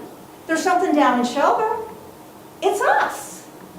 And although developers say maybe that's 8,000 cars a day on that road, most of the regional planning stuff says like 10,000 or 10 to 12 or something. All of those people, and we all know in our hearts what it feels like, no matter who we are, you know, there are things that divide us and there are things that unite us. The Bay unites us. Everybody that drives through there says, oh, gosh, that made me feel better on my way to work because I got to look out towards whatever the piece is, whether it's West Lakeshore Drive or East Lakeshore Drive. And so if we keep these, like allowing, you know, that it doesn't really matter what those zoning things say, and we're, okay, we can just build all these buildings right next to each other because the developer says you can see between the buildings, which someone explained to me, when you think of it in 3D, it just doesn't apply. We're gonna lose something that benefits the public. That just benefits the public, and that's why so many of us, when we've seen these couple of big tall buildings go up, you know, most people won't come to a meeting, but they'll tell you, like, gosh, I never realized that when I came from the schools, I could see Coates Island. And I can't anymore. I just took it for granted. And so it all comes down from the town plan. So what I'm encouraging you guys to do is to keep the strong language in the town plan in this section that talks about the lake as an economic driver. It is. You wouldn't have it all over the town plan pictures. You wouldn't have it on the town seal. If we screw up the water quality, the views, all of those things, we impact, I can't even say all the things that we impact. And we know that it's going to cost us more money to fix it later. Kind of like what was said about the woods and some of the protection of the woods, or how some of these farmers protect the woods. If we don't protect the lake now, it's going to cost us more later when you look at what it costs per pound to remove the phosphorus. And so just to get to the sewer, so the sewer addresses just E. coli. Which is why I was always opposed to it, because you had a couple of camps that might have had some issues, and you're spending, I can't remember, it started at 16 million, like 289 properties. This is not economically makes sense. And we know that you put sewers where you want to have denser development. So if I'm watching that we're not being protected from that, you guys are going to see a lot of pressure coming in the next few years. It isn't that property owners shouldn't be able to do on their property what they're allowed to do, but if we're not, as a town, really enforcing the Shoreline Protection Act, which I would say we are not right now. We are one of the few towns in the state that's given the delegation to do that. I really appreciate that Zach put right on your papers for you to see that Shoreline Protection Act. And he's shown you here in this category, like in his staff notes. He's got all of these things for you to look at. You've got the Mallets Bay Initiative that for years has been thinking about these things. You've got the integrated, the IWRMP, you know, that's that $2 million study that came through from the EPA paying for it. There's a lot of time and a lot of money being spent into having to do things. You guys are not the ones responsible for how we spend the money. Those things also talk about the direct drainage discharges into Mallets Bay as the problem, and that's a stormwater related problem from those drainage discharges. The town select board in 2017 said they were going to do something about them, but the town is not doing anything about them. That's not your issue, but in the town plan, if we keep the strong language we have, and we make it stronger instead of making it weaker. I got to tell you, I'm worried there's going to be pressure for you to make it weaker. That's not what we need. And so if you look at some of these things and you see what's happening at the state level, and then you probably are aware the farmers get a lot of grief for stormwater runoff. Okay, do you think that there's acre for acre, there's more stormwater runoff from ag land or from developed land? I'm sure you know that it's much higher for developed land. Okay, so the farmers are being held to task to improve, and there's a lot of improvements being made. That's probably part of the reason why the Lamoille is improving, even though Mallets Bay itself is getting worse. We have a higher percentage of developed land, I think, than almost anywhere along on the lake. It's a very dense percentage in Mallets Bay. So if we don't keep an eye on that, we're going to have even bigger problems and somebody like Karen understands that a lot better than me. I've just had a sense of that for years. So now we have the sewer, we have to protect it. Another piece of property for you to look at, so what I wanted to be sure on the regional plan thing is that there's a recognition that we have all this shoreland and that the Regional Planning Commission doesn't think we're going to be developing our shoreland at the kind of densities that is village mixed use. You follow me? Because the Regional Planning Commission on the Hazlet thing just said, oh, we're not worried about anything because it's village mixed use. But when I read the Lakeshore 1 and Lakeshore 2 zoning, only Lakeshore 2 zoning talks about village mixed use. Lakeshore 2 zoning is the land side. The land side is where the development should be. When the development's on the land side there, it does not impact those 10,000 people a day that go past and it's their only view of the lake. So when we're thinking about things, it's like, where do we do that? How do we do it? And so we're just, the zoning says economic development. When you read LS2, it talks about promoting economic development in LS2, which is the land side. There are no words for promoting economic development in LS1, which is the lake side, and in fact, most of the things that Colchester gives to the state to say that we're complying with the Shoreline Protection Act talks about that there's steep banks and they can't get developed. So these are some things I'm trying to tell you about. So where I also see pressure, Diversity Hill. You guys all know where Diversity Hill is, and it's named Diversity Hill for a reason. Anybody that's walked behind the high school over the years, it's a mixture of school land. Hazlet is great and lets people walk across. I'm sure some of the land is their land. They think there might be some Munson property. It's a bunch of landowners. But that's called Diversity Hill. That's the hill looking over the bay. Now think about stormwater runoff. One of the things that bothered me from 20 years ago was the first sewer proposal had Diversity Hill in it. When you look at the zoning on Diversity Hill, even going back 20 years, it's GD1. It's dense. And yet, nobody can build on that right now. It's like, why did anybody allow that to happen? Some of those pressures, those zoning pressures that there are, like, you can't. There's too many cliffs, it's too steep. What's it waiting for? It's waiting for a sewer. Fortunately, the sewer proposal that was passed no longer has Diversity Hill in it. I don't know how all of this works, but I'm just saying I'm concerned because if it's allowed that you can take your West Lakeshore Drive property and then you can buy the Diversity Hill property and now you can connect it to the sewer, we've just undone what, the kind of protections, we didn't do the sewer for Diversity Hill, right? Gives it some protection, but you can bet that there's going to be forces trying to do that. It's called Diversity Hill for a reason. If you look at some of those maps that Zach was showing, I was looking at them to see where Diversity Hill is in there, you can see it there. Think about stormwater runoff, think about what that looks like from the bay. Not that the landowners shouldn't be able to do what they can without the sewer, they should. They should not be allowed to hook into the sewer and take a property that isn't presently developable and it has all that beautiful natural community that the state has tagged and put really dense development up there. And I know what the town has been telling me for years, don't worry, we can always control the stormwater. It's never going to be more stormwater that comes from a development. I just don't believe that. It isn't what shows up. It just isn't, and it's why there are big problems. So those are some kind of things when you get to that open space plan.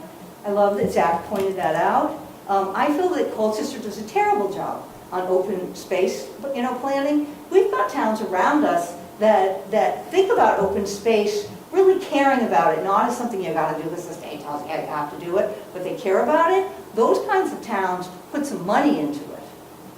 We don't. And just the fact that it's been since 2000 tells you kind of how we view it. So eventually, you guys are busy now, but eventually when you get to it, I completely agree with Zach's point. That's like way out of date, and it actually says something about Colchester that it is. And I think that's the end. Have no fear, its time is coming. Yeah, what's that? Have no fear, its time will come. I appreciate that, Rich. Oh, yeah. I wanted to just give you a... Yeah, I got you. I think that's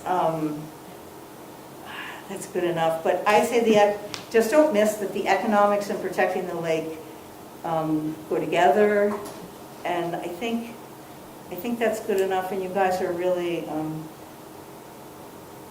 we really Yeah, appreciate appreciate it. that you're all serving and that you're Yeah. doing your best to try to think about what's good for Colchester, and appreciate it, all of you. Thank you. Thank you. Yeah, thank you. Gives a lot to think about. Mhm. Any other discussions for tonight? No? I can't tell you much again. Just a how- I mean, Go how, ahead. is this going to potentially feed into zoning changes if, So at this point, you're talking about master plan ideas. right, but how does this So- all flow somewhere that, if So- the powers that be Sure. choose to? So what happens on the master plan, that starts us when we want to do rezoning, we'll look at our master plan and say we do decide LS2 is viable now for rezoning. We'll put a blurb in here that will say we should look at again at LS2 and make sure it's up to what we thought it should have been, and do zoning changes, should they become available to LS2. Should be less than an 8-year process then. Well, that's what happened before, is if it was, we did LS2 in here and it would say, we're not touching it again until 2027, period. And again, and it's not 100%, it can happen, because this is my idea now, is I think there should be more flexibility in the plan. I think we should have some openings where we can make some changes without upsetting the whole, because it's not just us. Once we do master plan, it goes to the Regional Planning Commission. State takes a look at it. Marilyn was talking about the future land use plan. That, even though we had representatives on that board, that was done basically by the Chittenden Regional Planning Commission and the state. And Colchester is very unique, and we did not fit into that formula at all. So they had to come up with an idea of how to make these, as you talked about, these growth centers. And the idea of that was so we could do zoning outside the growth centers. They came one night, explained the whole thing to us. Not simple, very complicated for what the idea was. And unfortunately, that's what we're dealing with. So if we want to continue on making Colchester as what we all think it should be, we're going to have some flexibility. And these thoughts tonight, this is how it gets into the master plan, and we have discussions on farmland, ag, and where we want to go with that. And hopefully it makes the town stronger for the future, inch by inch. Nothing happens tomorrow. And I've been on this board a long time. I've been on a lot of boards a long time. I was on the board of the rec committee. I was the first person to appoint with Glenn Catita back in the day, who was our rec director, the first committee for the recreation building they just built. So that was over 25 years ago. So it just shows you it takes a minute. Yeah? Just one other thing, Rich, and I'm not going to say I understand it enough, and what my sense is here, but I noticed you're talking about having more flexibility.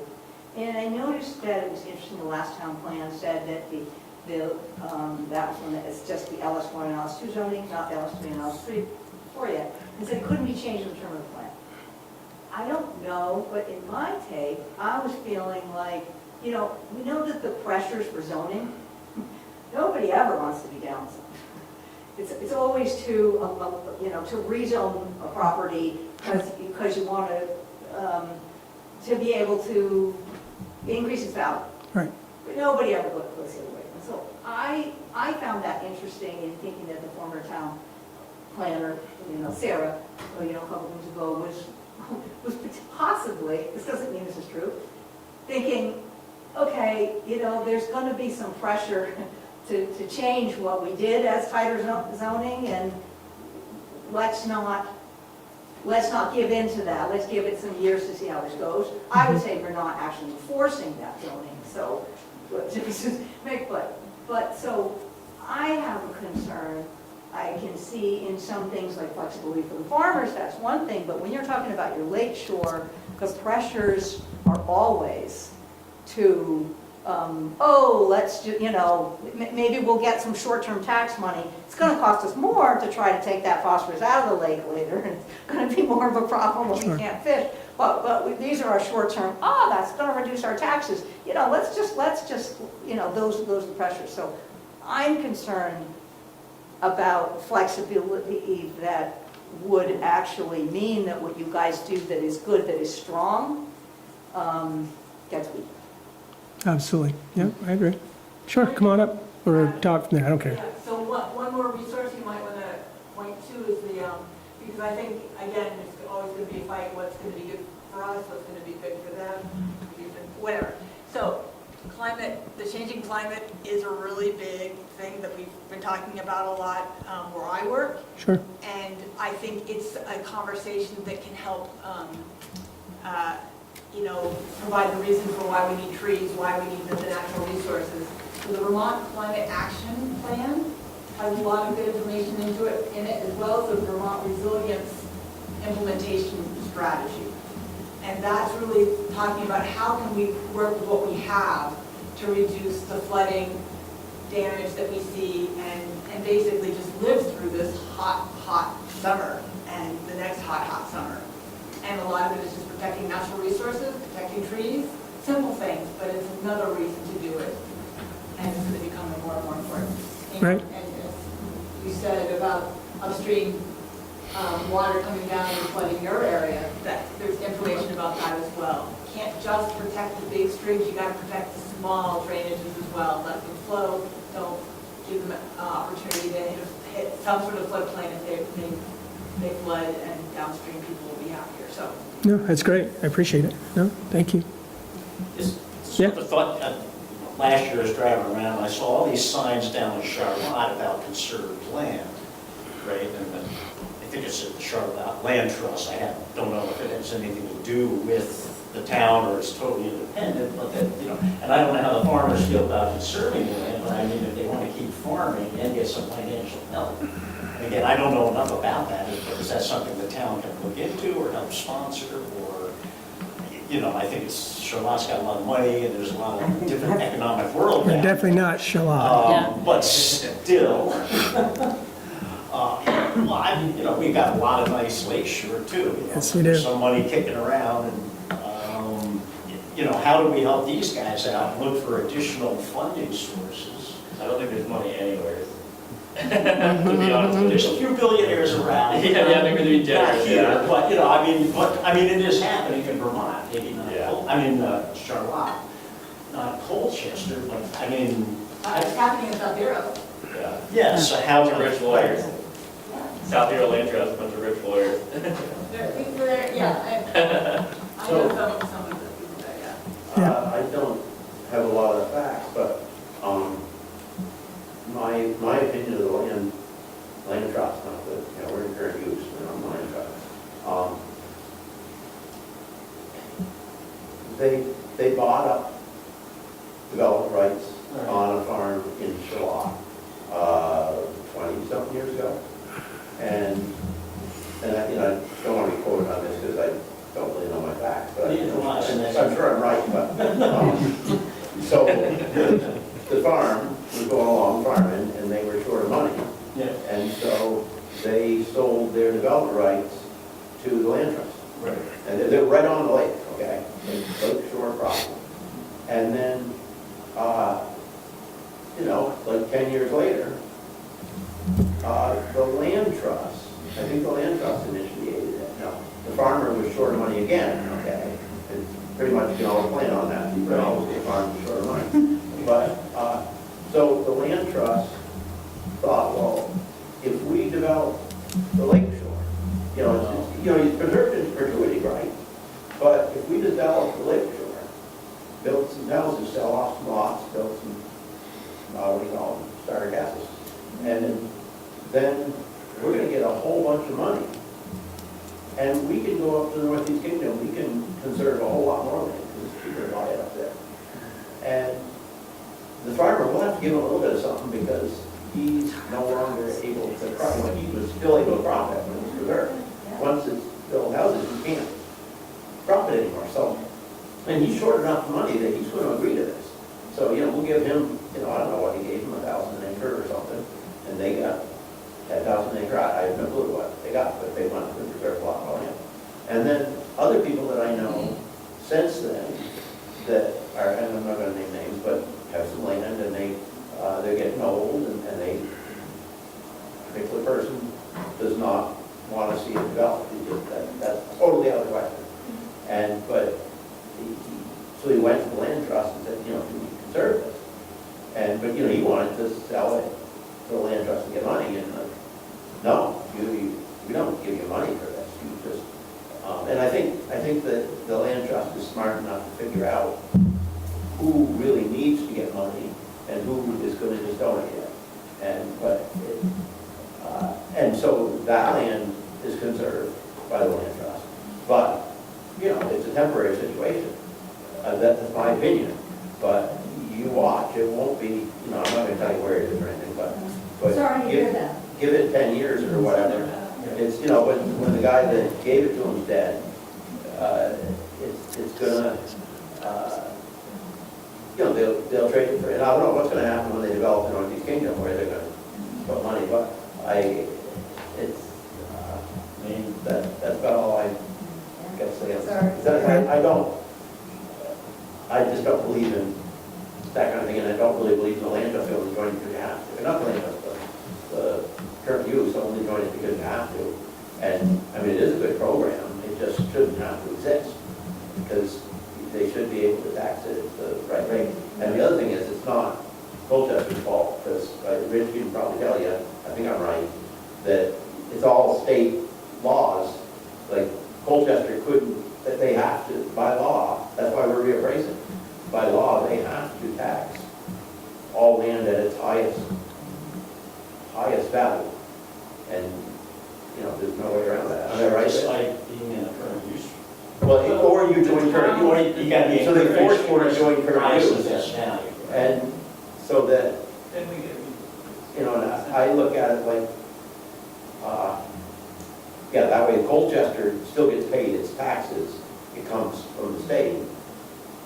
But it's, why should, I'm kind of libertarian, and the government shouldn't be involved in things. And once you get government involved, it's like the state's got to pay. They shouldn't have to. They should just tax it for what it's doing. It's not costing the town anything. Anyway, I think I've said.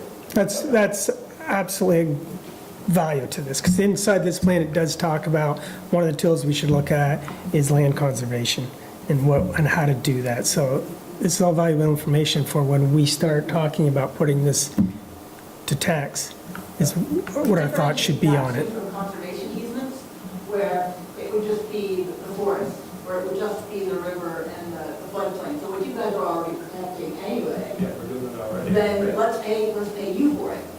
Since Or just don't charge us as much tax. Yeah, just don't charge us, I'm not asking you to pay for it. Which all that part is good, except for one problem. We don't control that part.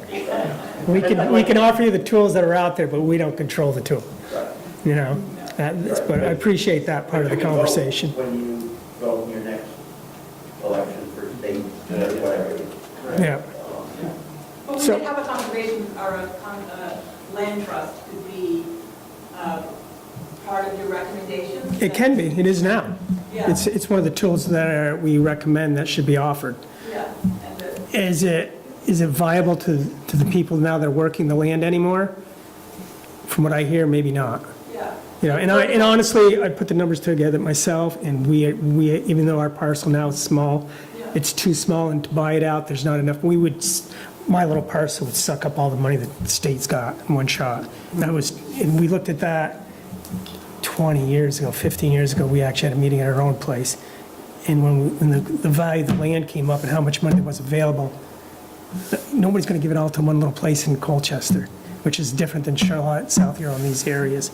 So for us, we're unique. Yeah. Colchester's unique. So that's why we're looking at different ideas. And for the master plan, hopefully we have ideas that are new. So for this part of the conversation tonight, do we have anybody here that would like to offer any questions, something we're missing? I know there's a lot to We have it. like pages of Pages of questions. questions. I get you. So, I don't know what to do. Can we hear some of your questions? Oh, Yeah. So we can sure. know what the board is thinking? Yeah, Yeah. that's good. Because- Yep. Well, I just from reading the last chapter, from 2017, it said there was a lot of data missing. There was data that hadn't been updated. So I guess I'm wondering, can we get that data updated? And also the wetlands, you know, that there hadn't been, and I don't know where we are with wetland mapping now, but it would be great if we could get the most current mapping of wetlands in terms of being able to build. I was wondering, God, I have a lot of questions. I was wondering about banks, you know, like along East Lakeshore Drive. You know, are we concerned at all about the banks giving way? You know, they said there was one place in Colchester that they were concerned about the erosion on the banks. And so I was looking at that. I was wondering if FEMA has come out with flooding maps. They were supposed to be coming out with new updated flooding maps. So I'm wondering if they're out and if that could get updated as well. Let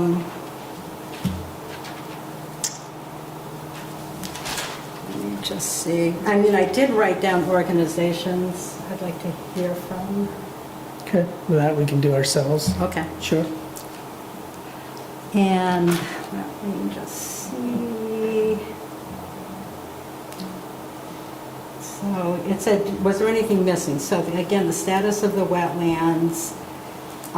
Is the building, do we have any say about the building envelope of the wetlands? Maybe Zach, you know that. You said 50 feet, but I know there's been a lot of conversation at the state level of lowering it to 25 feet. So I don't know if we have any jurisdiction over that in terms of the building envelope. And do we have, utility siting is not in this discussion. That's probably energy. So it's one of those things where we've got some buckets. So if you have a question on utility siting, I think it's probably valuable to bring up tonight because it could have effects on natural resources. Mm-hmm. Well, I mean, I'd love to hear from the community about data centers. You know, I'd love to hear, you know, what Colchester thinks about,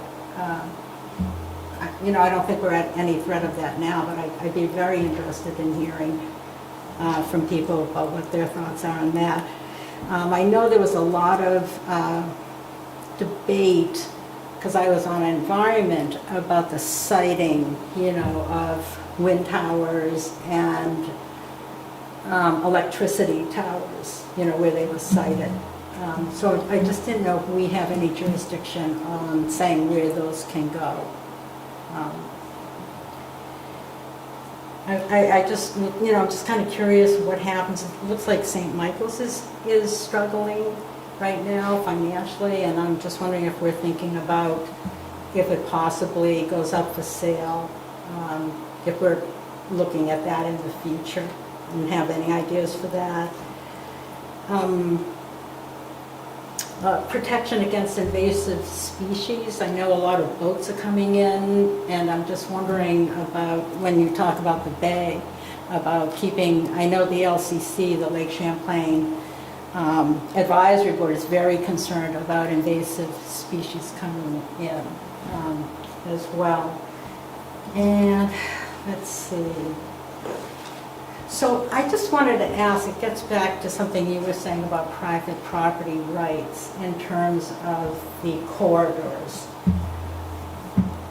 I'm a very strong believer in property rights too, that people, you know, within the zoning should be able to do what they want to do with their property. And I'm just wondering, it looks like there's a lot of protected land in Colchester, and does that mean people, either when they buy property there or something, they understand that they can't sell it or they can't develop it? How is that balanced between a property owner's rights, you know, and, you know, making sure there are corridors, you know, for animals to move across the landscape on? You know, and also protection, you know, protecting it. What did I just, one of the quotes was, it was much of Colchester's data and mapping of significant habitat sites, endangered species sites, and biological natural areas has not been updated, and cannot be relied upon to be site-specific. So that was, concerning to me in terms of,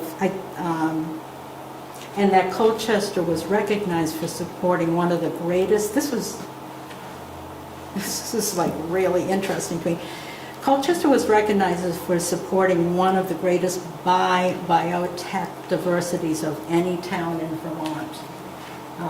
So if you have let's say a species of flowers, and that's the only place it is, what's the balance between landowners' rights and protection of, species? So those are some of the questions. It was interesting to read about the sand plains, that's very unusual land, and that culture seems to have a lot of it. And I did, I just want to continue to encourage farming. I think without farming, it's not Vermont if we don't have, really good working farms. And I noticed that, there were suggestions about the Intervale Center to promote incubator farms, succession planting, business plan for new and existing farms. But I also noticed that there was money, it looked like from Act 250, to preserve farmland. And I was just wondering, how we can access that, or, just how we can access that. Because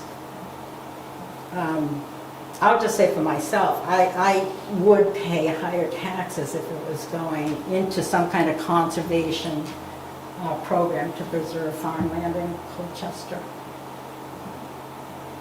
But that's just me. The forest block thing is new, right? Zach? We don't have, there's no state or anything like that yet. So, it was included actually, initially, prior to the adoption of the 2019 plan, and it's included on a map, and it's slightly referenced. I would say that the 2019 plan, touches on the topic. Right. I think it's worth a better look. Okay. And Sarita, so I don't have necessarily answers to all these questions in the moment. That's all right. But I do have some kind of directions, or I think I'd recommend the planning commission And I go. don't know how the rest of the board feels, so it could, if it's just me. But just to provide some insight, so from the questions about data and, the updated, wetlands and floodplain map. So, yes, there's updated data since this plan.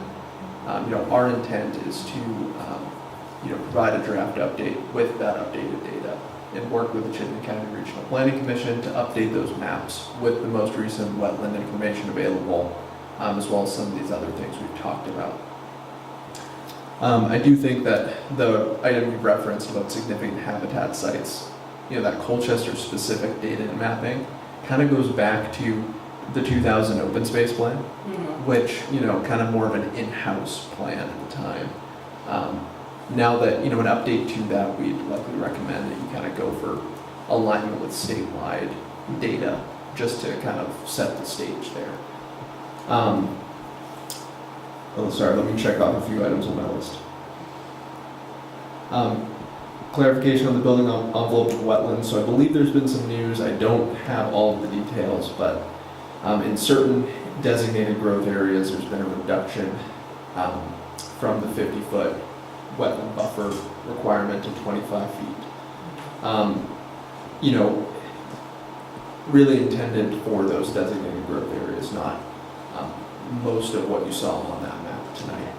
It was designated towards roadways as well, though, not towards actual building envelopes for the house. It was like the buffer zone can be reduced, I think, for the driveways and access points. Yeah, and I can double check and maybe get you an update with the next meeting, just to give you the information from the state wetlands program on that.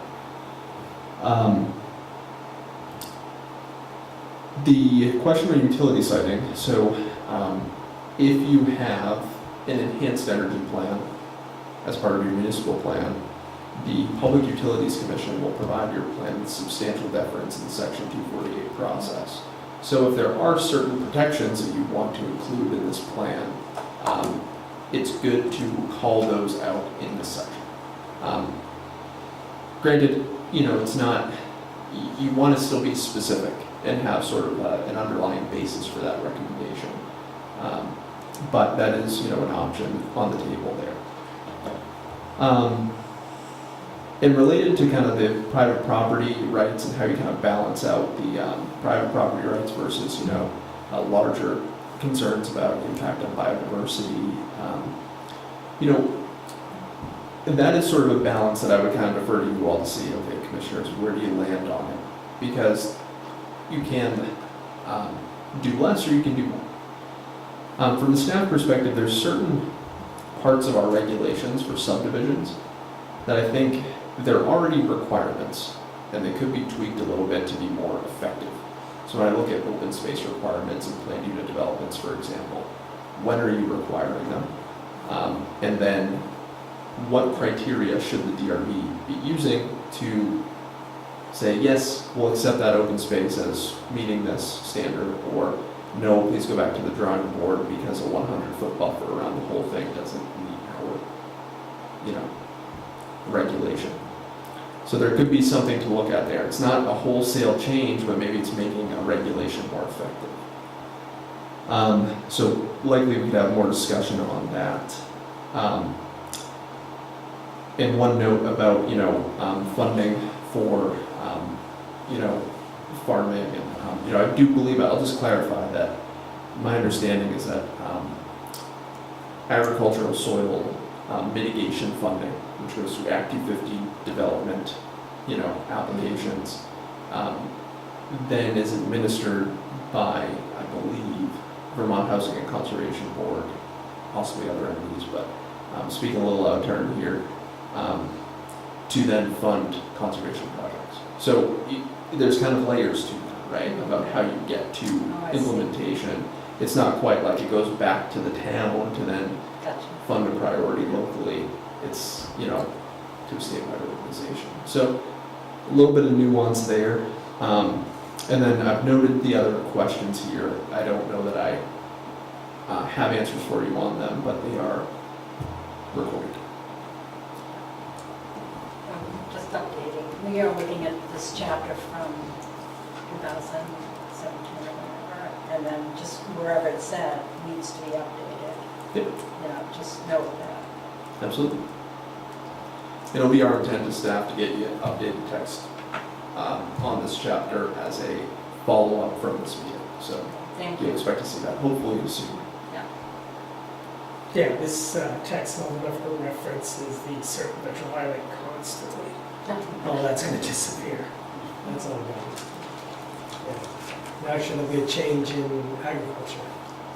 What we have and percentages and all that, that'll all change. Right?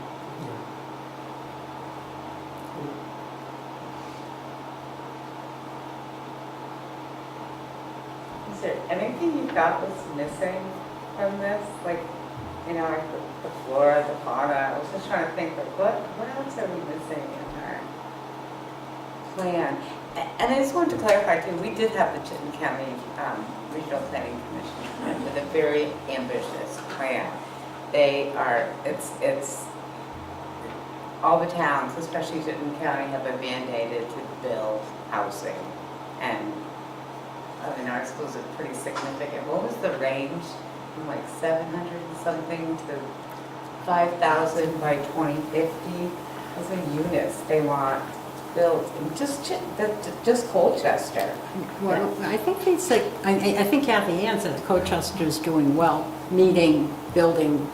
We're meeting those quotas. We were given this range of where we have to be, and it's kind of amazing to me because you speak to some people from Charlotte, they have these land trust things, because Charlotte does not want to build at all, and there's no carrot to make them want to build and raise their town revenue, because I think we're doing just fine, but it's going to be us that's going to be in Burlington and Winooski. I can't even figure out where they're going to put it in Winooski. Essex is, but now we have to balance it. And I have to just say, my first day as a planning commissioner, Rich will attest to it. And my focus has always been on Mounts Bay. This is what I actually called it the jewel of Colchester. And I love to walk along the lake shore. And I'm with you. I just think we don't have the mechanism to carry out some of the things that we thought we had in there. And I'm with you. So if you want to know what I was thinking, that was biggie. And I want to save the farms. And Colchester is it just has everything. It's a great place to raise your family. It is just a wonderful town, and it's because we have all of this. So that's why I'm here. That's why we're reading this sort of archaic in some places book and trying to revamp it. And I think we know what we want, but this is very beneficial to hear from everybody else, because we are just, well, we usually 5 people. What always concerns me is how few people show up here. I How do know. we get more engagement? And I think we talked about surveys and stuff. Yeah. But I mean, everyone's too busy. We talked about the economic conundrum or paradox. I know. I've got this intangible concept of equilibrium that we may or may not achieve someday. But how do, it's a vision. I worked at IBM, became a project manager. You had this, you come up with as a project manager a vision statement, or goals, and then we start fleshing that out, which is kind of this process, right? But, what is the vision for the town, and are we achieving that? For the folks that love the bay, the folks that want to keep farming. I hesitate to say this, it's funny, I drive over to Canada, and the farms look good up there, it seems like they're better subsidized. I love to chat with you guys, but what are they doing up there? Now, they got all that flat stuff that was rocks. Plus they're able to get paid every time Yeah. before they even tap it. Oh, really? A lot of this is above the town level, but again, I fear with all the development and the housing pressures, we're gonna lose that equilibrium if we don't have a focus on this. And how do we control that, balance those things? And I've lived in Burlington too, you see all the problems there, and this is partially why I brought up, just little things like the short-term rental stuff. If we don't address that, it's gonna be too late. There are a lot of things, if we don't address them now, and if it takes us 5 years, if we want to change some of the zoning, again, I saw it getting loosened based on my experience. Why did all these trees get cut down where I lived, and someone built 3 stories and put up concrete all over the place, and thought that wasn't our vision.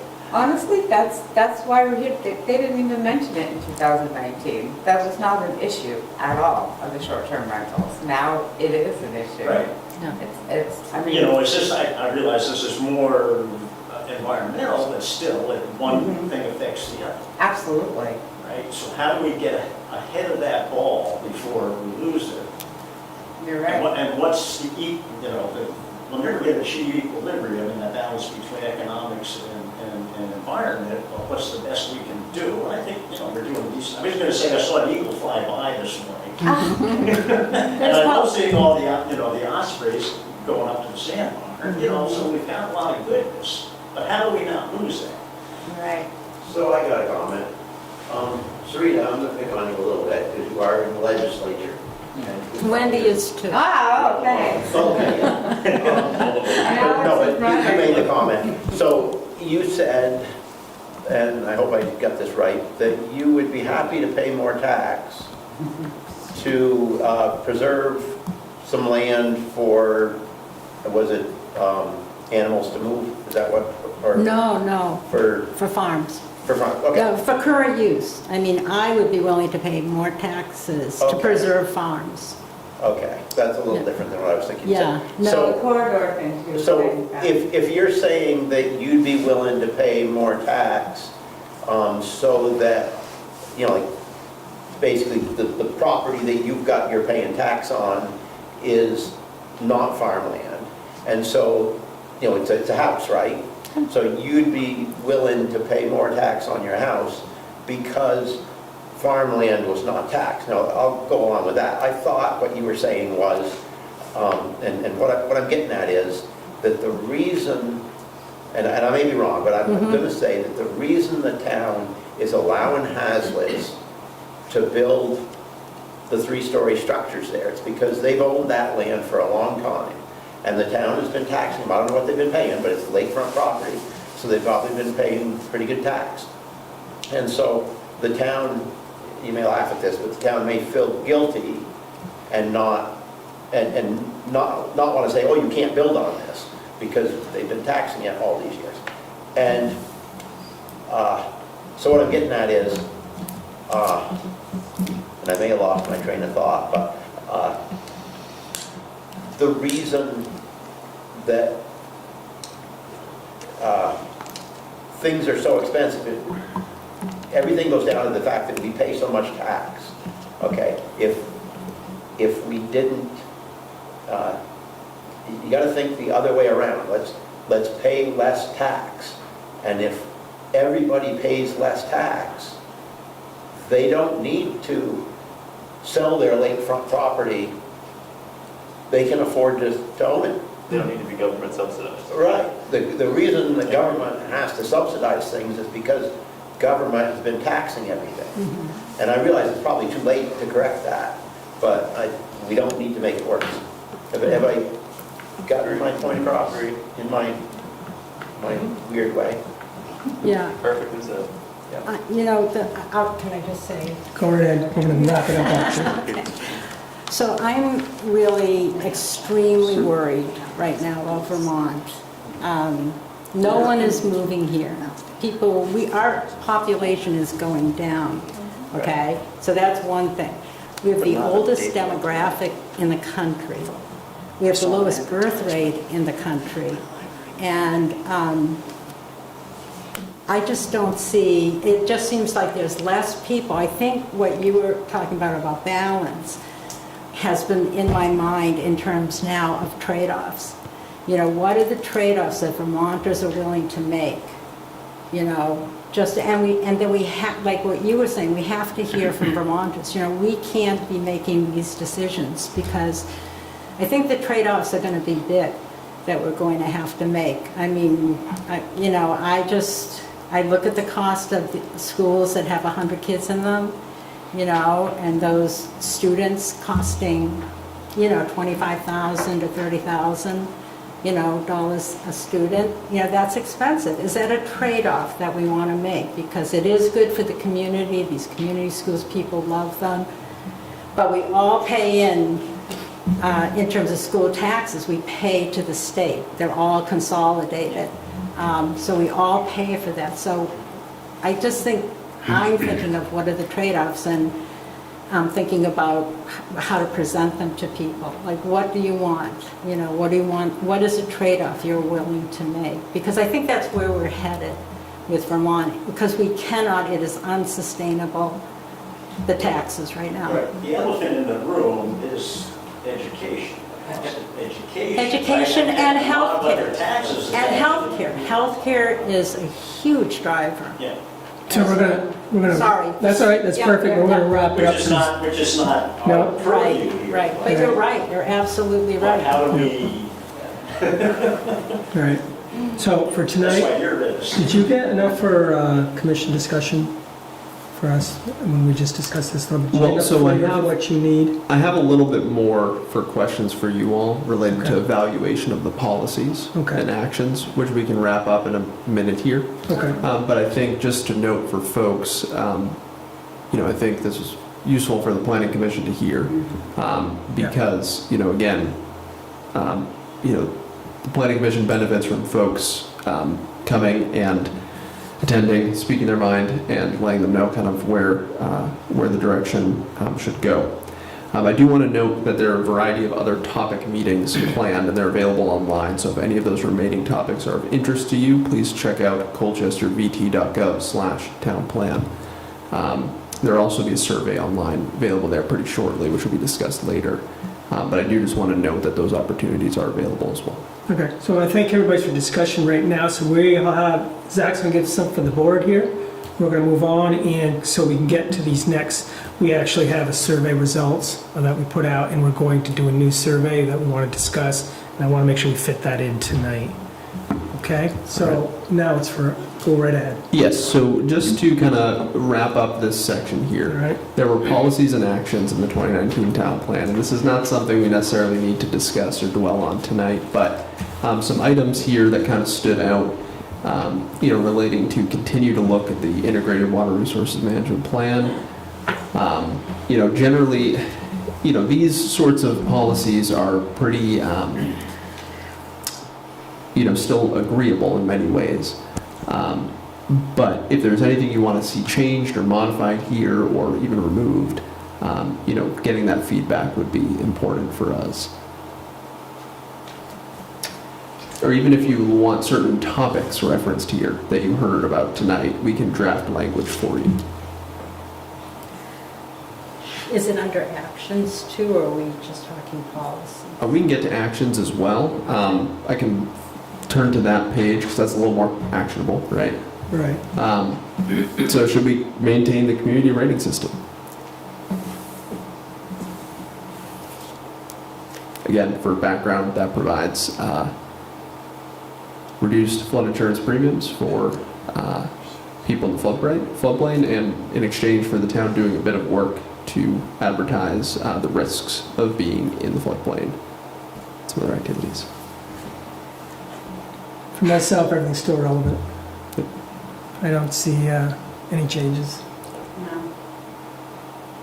It's probably more relevant than before, honestly.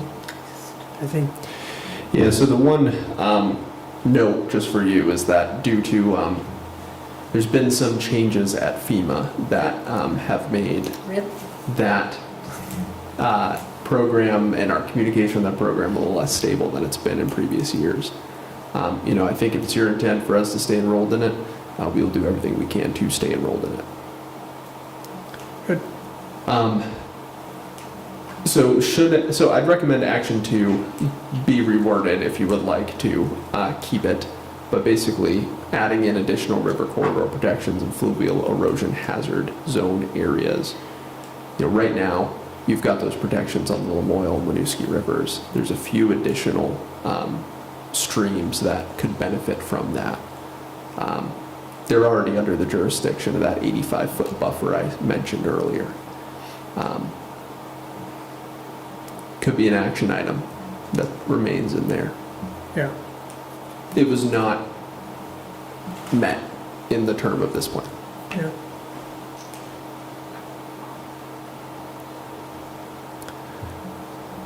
Hearing nothing, I think we'll continue with that one. Okay. Open space plan should be updated during the term of this plan, and the mapping of resources should be improved as feasible. Absolutely. Great, so we'll, it sounds like that one is possibly a higher priority than the others. Well, not necessarily, but I will make a note of that. Talking about management plans for natural areas should be developed and deployed as feasible. Sometimes this is a requirement for, there's different owners who are managing these properties. So for example, the state allows certain activities on their lands. The town has certain activities on their lands. Likely this would relate to town properties. And I can also check on the status of this one. I don't know if the town has updated any management plans for certain properties. We can look into it. As feasible. I would hope they would try. Yep. Number 5, continued efforts to building resilience against climate effects by maintaining flood and hot weather emergency preparedness plans. I just put down, again, the bank stabilization and forest fires. Sure.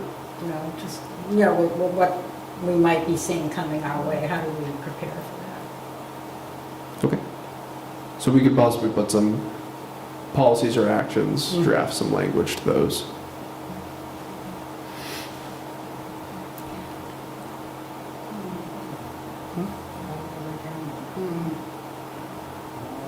And the town should actively engage farmers and other agricultural entrepreneurs in developing strategies for supporting the changing face of agriculture.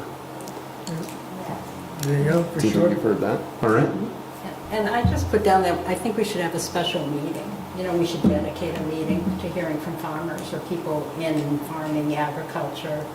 We should have a meeting for them to, you know, talk to us about their thoughts, about what we can do.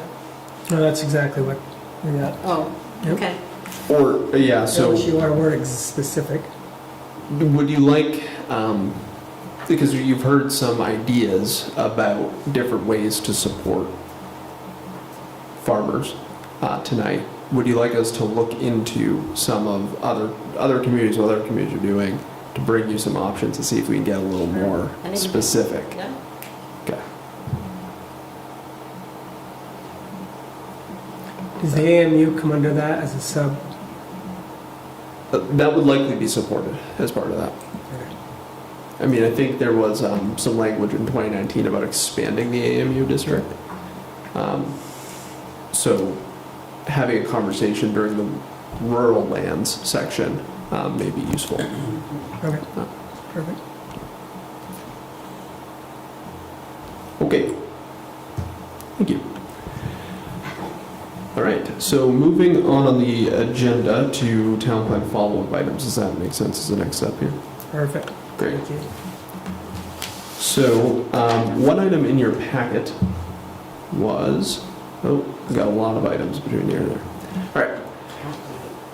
The first survey was conducted a number of months ago and got 341 individual responses. We had mentioned the results to you, but I don't believe you got all the results. So with that in mind, they are in your packet. You got all the results. This is a 48-page report of what you heard. I'd recommend that you spend some time looking at it specifically, because the reason why it's so long is that you've got all the open-ended responses.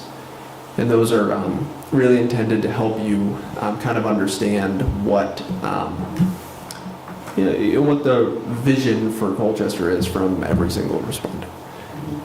We did include graphs and tables for the items we could quantify. So, for example, overall happiness living or working in Colchester, most people are at 80%. Just interesting there. Again, this was a visionary survey. It wasn't, we weren't, getting into the nitty-gritty of all the details. We created a word cloud for one word that comes to mind when you think of Colchester: lake, community. Horrible. I was looking, so you've also got all of the responses. I don't know, I couldn't get horrible to not show up, which is unfortunate. It was there. So, It's a survey. it's a survey. Yeah. We're not going to exclude anything. They moved. They moved. They're gone. I tell you, the graphs are quick and easy. Yeah, I was going to say we can just quickly look at the graphs if the you'd like. graphs are quick and easy. What do folks like most about Colchester? Top one was scenic beauty and natural resources. Geographic location, recreational opportunities, those were the clear winners for folks. Go ahead and scroll to the next one. And again, this is all in your packet. This is open-ended, so I'm going to scroll by it about what should change for Colchester, but please read it. Absolutely. I looked at a couple of them, but Yeah. wow, there's a lot more than I thought there were. There's a That lot of was my afternoon reading. And the table of contents is hyperlinked to each question, so if you want to click on just one question, you can quickly get to it. What does it say the same in Colchester? You've got open-ended responses. So is there any way you can go to AI and just say, look at these comments, and what are the 5 main themes? Or So I'm just going to note, Yeah. If you read through them all, you'll understand. I'm just Take, wondering. I'd recommend reading through them because, just as a test, I put the survey results into ChatGPT and I said, create some buckets Oh, based on what we're hearing. It was wrong. It was. They were, I mean, Okay. surprise, surprise. Good to know. They were quantifying people concerned about taxes as a natural resource concern. It was very odd. Interesting. So I wouldn't recommend we go down that rabbit hole. yeah. Zach, this is awesome. Thank Thank you so much. Of course. I know. So Great. for the themes that matter most to folks, education, housing, and economic development were numbers 1, 2, and 3. Natural heritage, while a priority, was down in 8th. So I'm not exactly sure what happened there. Taxes. Because it's hard to make that connection to what it's called there, Sure. right? What's that, what do you call it, natural heritage? Mhm. Lake? Those two don't just jump to the average person's mind, if that's what you're talking about. Yep. Sure. Look at the old schoolhouse or something. Got another open-ended question? Just gonna, If you read through them, we had a high school class. Yeah. But in this, you can pick their answers out. yes, the, And now I can pick them out somewhere, so when the hell are we going to talk about? What did you say first? That if you what? If you read the answers, you can pick out which one's the answer. Who? The high school? Yeah. Oh, okay. Yeah, it was interesting to me. Yeah. Right. Stood out. we had a question about is Colchester developing too fast, too slow, or about the right pace? This one here, we asked this question for different areas: Severance Corners Growth Center, rural areas, exit 16, exit 17. Just about right was, oh, and sorry, shoreline areas as well. Just about right was the majority answer for all areas except shoreline areas, where respondents clarified that they thought development was occurring too fast.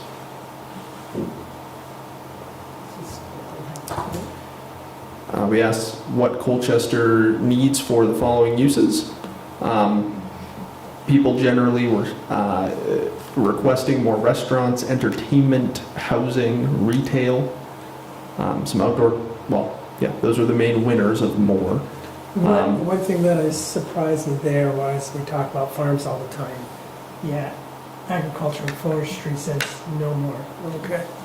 Yep. So the community's not back 50, 80 years ago, it's all agriculture. It shows a shift of where we are today. It was different. We're in a different world. Yeah, but you're saying back, It's not, it was different. it's where how the community's Why is changed. that so high? It's interesting, we have- The people know the contribution that farms make. It's kind of interesting. Service establishments and office space were also prevailing. Yeah. You know, we have enough of those, and we have too much office space. That one sticks out as well. Interesting. How many are these responses? How many, 300? 341. Not everybody answered every question, Yeah. but Yeah, but that's an outlier if they didn't. Statistically, is that a number that you can use to say that these are, you can extrapolate on these? I'm not a statistician, so I'm not going to go down that rabbit hole, but I will note that 300 responses is, I think it's more than you got in your process in 2019 for any single survey, so it's definitely a step in the right direction. And just a question about, you know, kind of the future, right?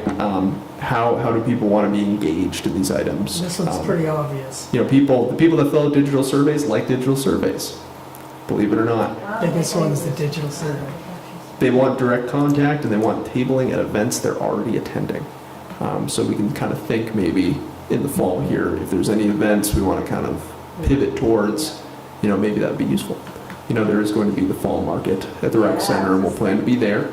We've already filled out an application, hopefully it gets approved. We'll do our best there. We do collect some demographic information. So this is very interesting. You know, we had, 25 to 35. Wow. yeah, Oh my Wow. God. Like, somewhere we're going, they are not. Oh, that is not good. yeah, so that is really the smallest grouping. By the time you're 36 or so, you're coming back home. Most of the time you're leaving, if you're going to leave. If you want to come back home, you're going to be over the 35 typically. But some of the ones that are here, we're not hearing from for some reason we missed. We Yeah. and everybody else. Folks that responded generally were owners of single-unit detached dwellings. And generally, majority were white, alone. My mom's Peruvian, so I always wonder if I should check off this. Yeah, I mean, we don't offer very much guidance, you know, but, Minorities. you know, things to think about, like Rich was saying, right, like, you know, how do we get more responses from the 25 to 35? Do we table at the childcare drop-off or something, you know? What are we doing? But Unfortunately, most of the childcare drop-offs are over 35. It's pretty common now. well, You gotta contact the local bars. Yeah, right? Colleges. You do pool houses and bars. yeah, we could go to. Yeah. Well, I don't know. I mean, what are the? Do we? So we're about to pivot towards the next survey, right? Which, I mean, a survey. We're going to send it out. We're going to use a lot of the same channels. We don't benefit from town meeting day and getting people walking by a sign, for example. But that doesn't mean that we're going to miss out on a large grouping of people. You know, I think the question is, well, from a plan of engagement, right? That survey is. Are you 25 to 35? I'm just curious. Oh, yeah, 30. Oh, perfect, you're right smack in the middle. I just want to ask you that. How do we reach you? Oh, God. Like, are we missing something? We probably are. I feel like you guys are already probably doing like social media and like, the internet generally. You know, a lot of concerts this summer. Oh. You guys were in a concert. Interesting. Yeah. Fair. Thank you, the beautiful judge. Yeah, we, so, you know, the next step here is, you know, we've got the neighborhood survey. I tested it out, it works on the phone. We had a couple of things at CCRBC, who is supporting us in creating this tool, wanted to work out, so it was a little delayed. But it's live now, which is good. There has been no advertising yet on it, so tonight, I wanted to talk about a couple ways we wanted to engage that. Wendy, I know you volunteered to share it on Front Porch Forum. Yeah. You know, I think there's also a Facebook group as well. If somebody wants to post something there, I can circulate the link in some language to kind of. Colchester Yep. community page. Yeah. Would be great. Yep. Didn't we ask also if you have to choose your top three, or if you have to choose between this and this? Didn't we have one of those questions like that? Yeah, we had a question. So we had you know, what do you like about your community, neighborhood? And then we had, what are your top three priorities that you believe need to be like the top ones in your community? We also had like town-wide, Right. what's your one priority? Right. Because, you know, the planning commission doesn't get to, you know, put everything on their wish list. Right. I mean, you can, but you're not going to get everything done. So I think, you know, that would be we'll get some interesting responses on that for sure. So we can advertise on social media for that. We can also do some postings around town, some flyers. Happy to print some stuff out there. We'll get a QR code going and we'll make sure it works. We will, yeah, I mean, we can, obviously some people in the survey also left their contact information and said, yes, I would like to participate in future surveys. So I have a mailing list of like 40 some odd people. I'll email it to them as well. And then I'm, you know, recommending we do kind of only have it open for like 6 weeks or so. Kind of get us into the fall. You know, technically the conversation related to neighborhoods goes until December. But this is kind of one of your tools, right? It's not Yep. all of it. Can we pass out information at the polls? Just say, this is occurring and to look for it or something. Could you maybe could we do that? Are there elections in the next 6 weeks? November. Yeah, it's November. It'll be done by then. So Right. it would be Yeah, done it by would be done then. by then, okay. Yep. That's the primary. Yeah, there wasn't a lot. I mean, I guess there was a steady flow.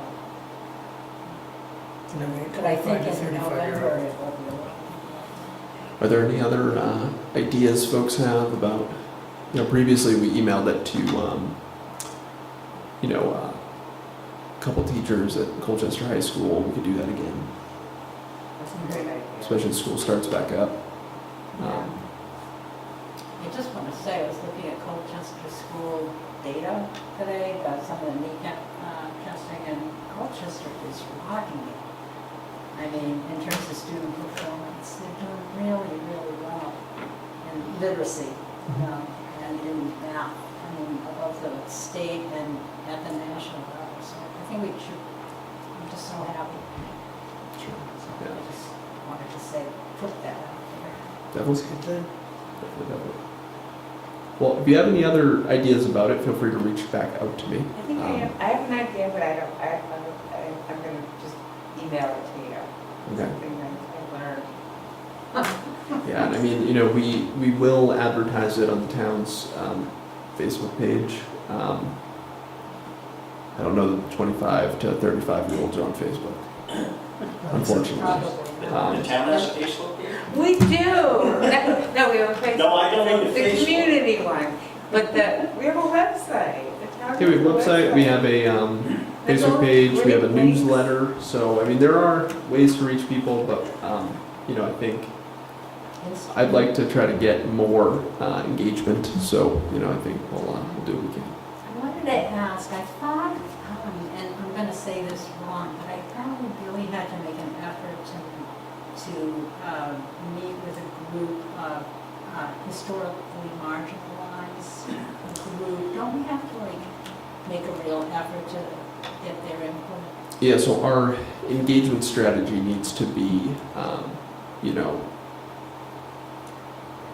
reflective of, you know, reflect an effort to engage historically marginalized, environmental justice populations, right?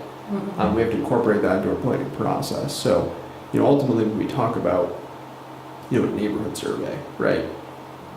We're going to do some thinking in the office about how do we best advertise the survey in different neighborhoods.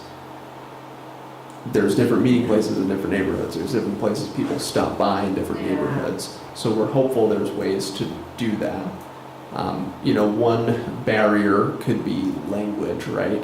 So I can talk with CCRPC and see if there's anything they would recommend, because they do have an engagement plan that speaks about that.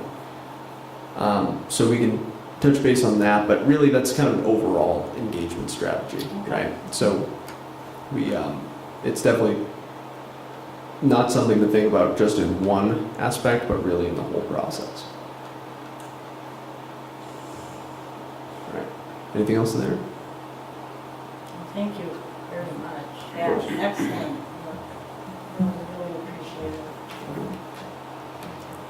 Is that? Yep. All right, we see a motion to approve meetings. Motion to approve minutes, would you like to be first? Second, Second. all in favor? Aye. Motion approved. All right, staff report. All right, there are a couple items in the staff report. The first of which is, I mentioned it earlier, the town is updating the 2022 local hazard mitigation plan. There's a memo in your packet explaining what that process will be. You know, we're just kind of getting started on it, and the Planning Commission and Select Board, you all are part of the process, but really the steering committee is town staff, and we're working with a consultant to update that plan. So we're working to first kind of assess progress towards the 2022 actions. And that information's all in your packet if you'd like to review it. Just a couple questions that were kind of asked on the kickoff here were, you know, are there any stakeholders or groups that you believe would be important to contact regarding hazards faced by the town as part of that plan development to ensure that there's robust engagement for that? So just to clarify, you know, the hazards we've looked at in the past, let's see if I can pull them up. We've looked at fluvial erosion, inundation flooding, infectious disease outbreak, snow, and ice.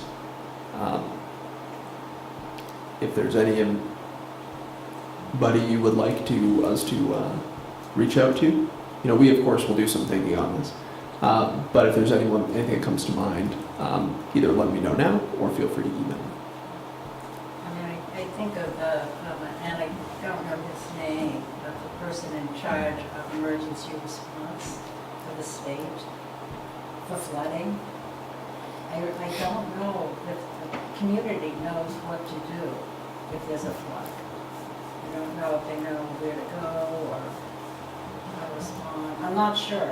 I just would like to make sure that people have a very clear understanding of wherever they live, where they need to go if flooding occurs.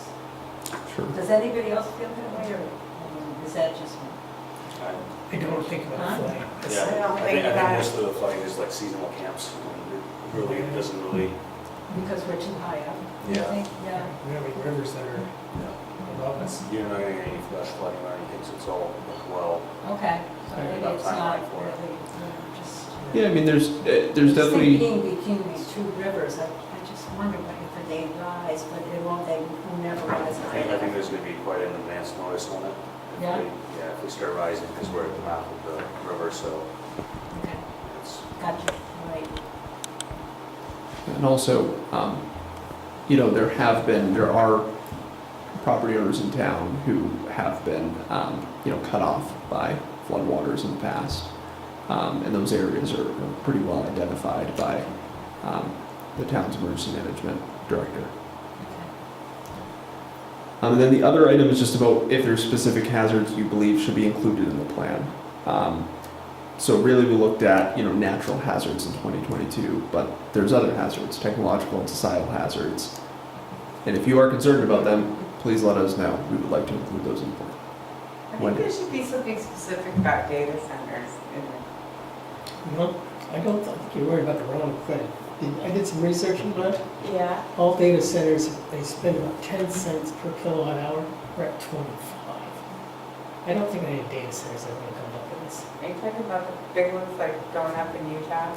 Yep. Pennsylvania's the biggest one in the Different country. data. Yeah, we're reading different data. Yeah, that's somebody who's scared, put a lot of scare into you, like we're going to build 5,000 houses in the next 10 years. It's the same right here, I think. I think we can watch and look at data centers, but nobody's going to come here. We can't even get an Amazon warehouse that employs We have so much water and They're looking for our type of terrain. So for their one data quick, Would data centers go where there's would they have to be sited where the land is zoned industrial or not? They're not it's that fair far. purpose of Yeah, what we we're see. not- Yeah, Data that's a good center, question. Anywhere. Because right now it's an Definition acre, for one. you know. Well, we've got like 150 acres of industrial property in Hazel Strip pasture. Right. I don't know if you've If got it's data under centers where 1 they, acre, somebody no, tried to put them, I'm then just they go saying, back to 50. 150 acres industrial. yeah, so it would be, I would. it's still development that's regulated locally. But in the absence of a perfect fit, there's a worry that and honestly, this is something to talk about likely when we get to more of a land use section. Because, adding that use, even if your regulations don't speak much about it, at least kind of starts a conversation about regulating those. Yep. So definitely that there. One thing about, societal technological hazards, just to clarify, it's not necessarily like data centers, I would say, but it's more like, in the news, there were concerns a number of years ago, not too long ago, but about security of the electrical grid in the country. And concerns that it actually isn't very well protected and we could be, susceptible to some sort of, Sabotage? yes, in the That's future. So what just happened in Minnesota. if you are, really fueled by that and you would like to see that in the local hazard mitigation plan, let me know. I just think it has to be regulated. I'm not opposed, but they just have to be heavily regulated. So that people aren't paying high electricity rates and not, they're not destroying our water. Just, Got it. Okay. I'm just, I am a little concerned about viruses. I'm just a little concerned about that right now. Just a virus coming over, from somewhere. It will. And that there isn't a vaccine. Sure, I think I that's. am worried about that. So we I did don't know if we can include- think, I don't know if we want to spend a lot of time on that, but Yeah, I am we- worried about that. We included infectious disease outbreak in 2022. I wonder why. Just kidding. I'm sure that'll still be a conversation, for sure. Moving on to B, The Planning and Zoning Monthly Report, I don't have much to add other than that new residential development picked up because the Barnabas Court project has begun with the housing portion. Were there any questions for me about that report? All right. Can we get a field trip of that development? It's open, you can just drive through there. Can you just, where there are all the bulldozers and all the. The entrance is open, there, you can just Yeah, drive but around. can you just show up and just ask questions? Like, it's not like I'm questioning it, I'm just interested in how what's there now becomes a development. Like,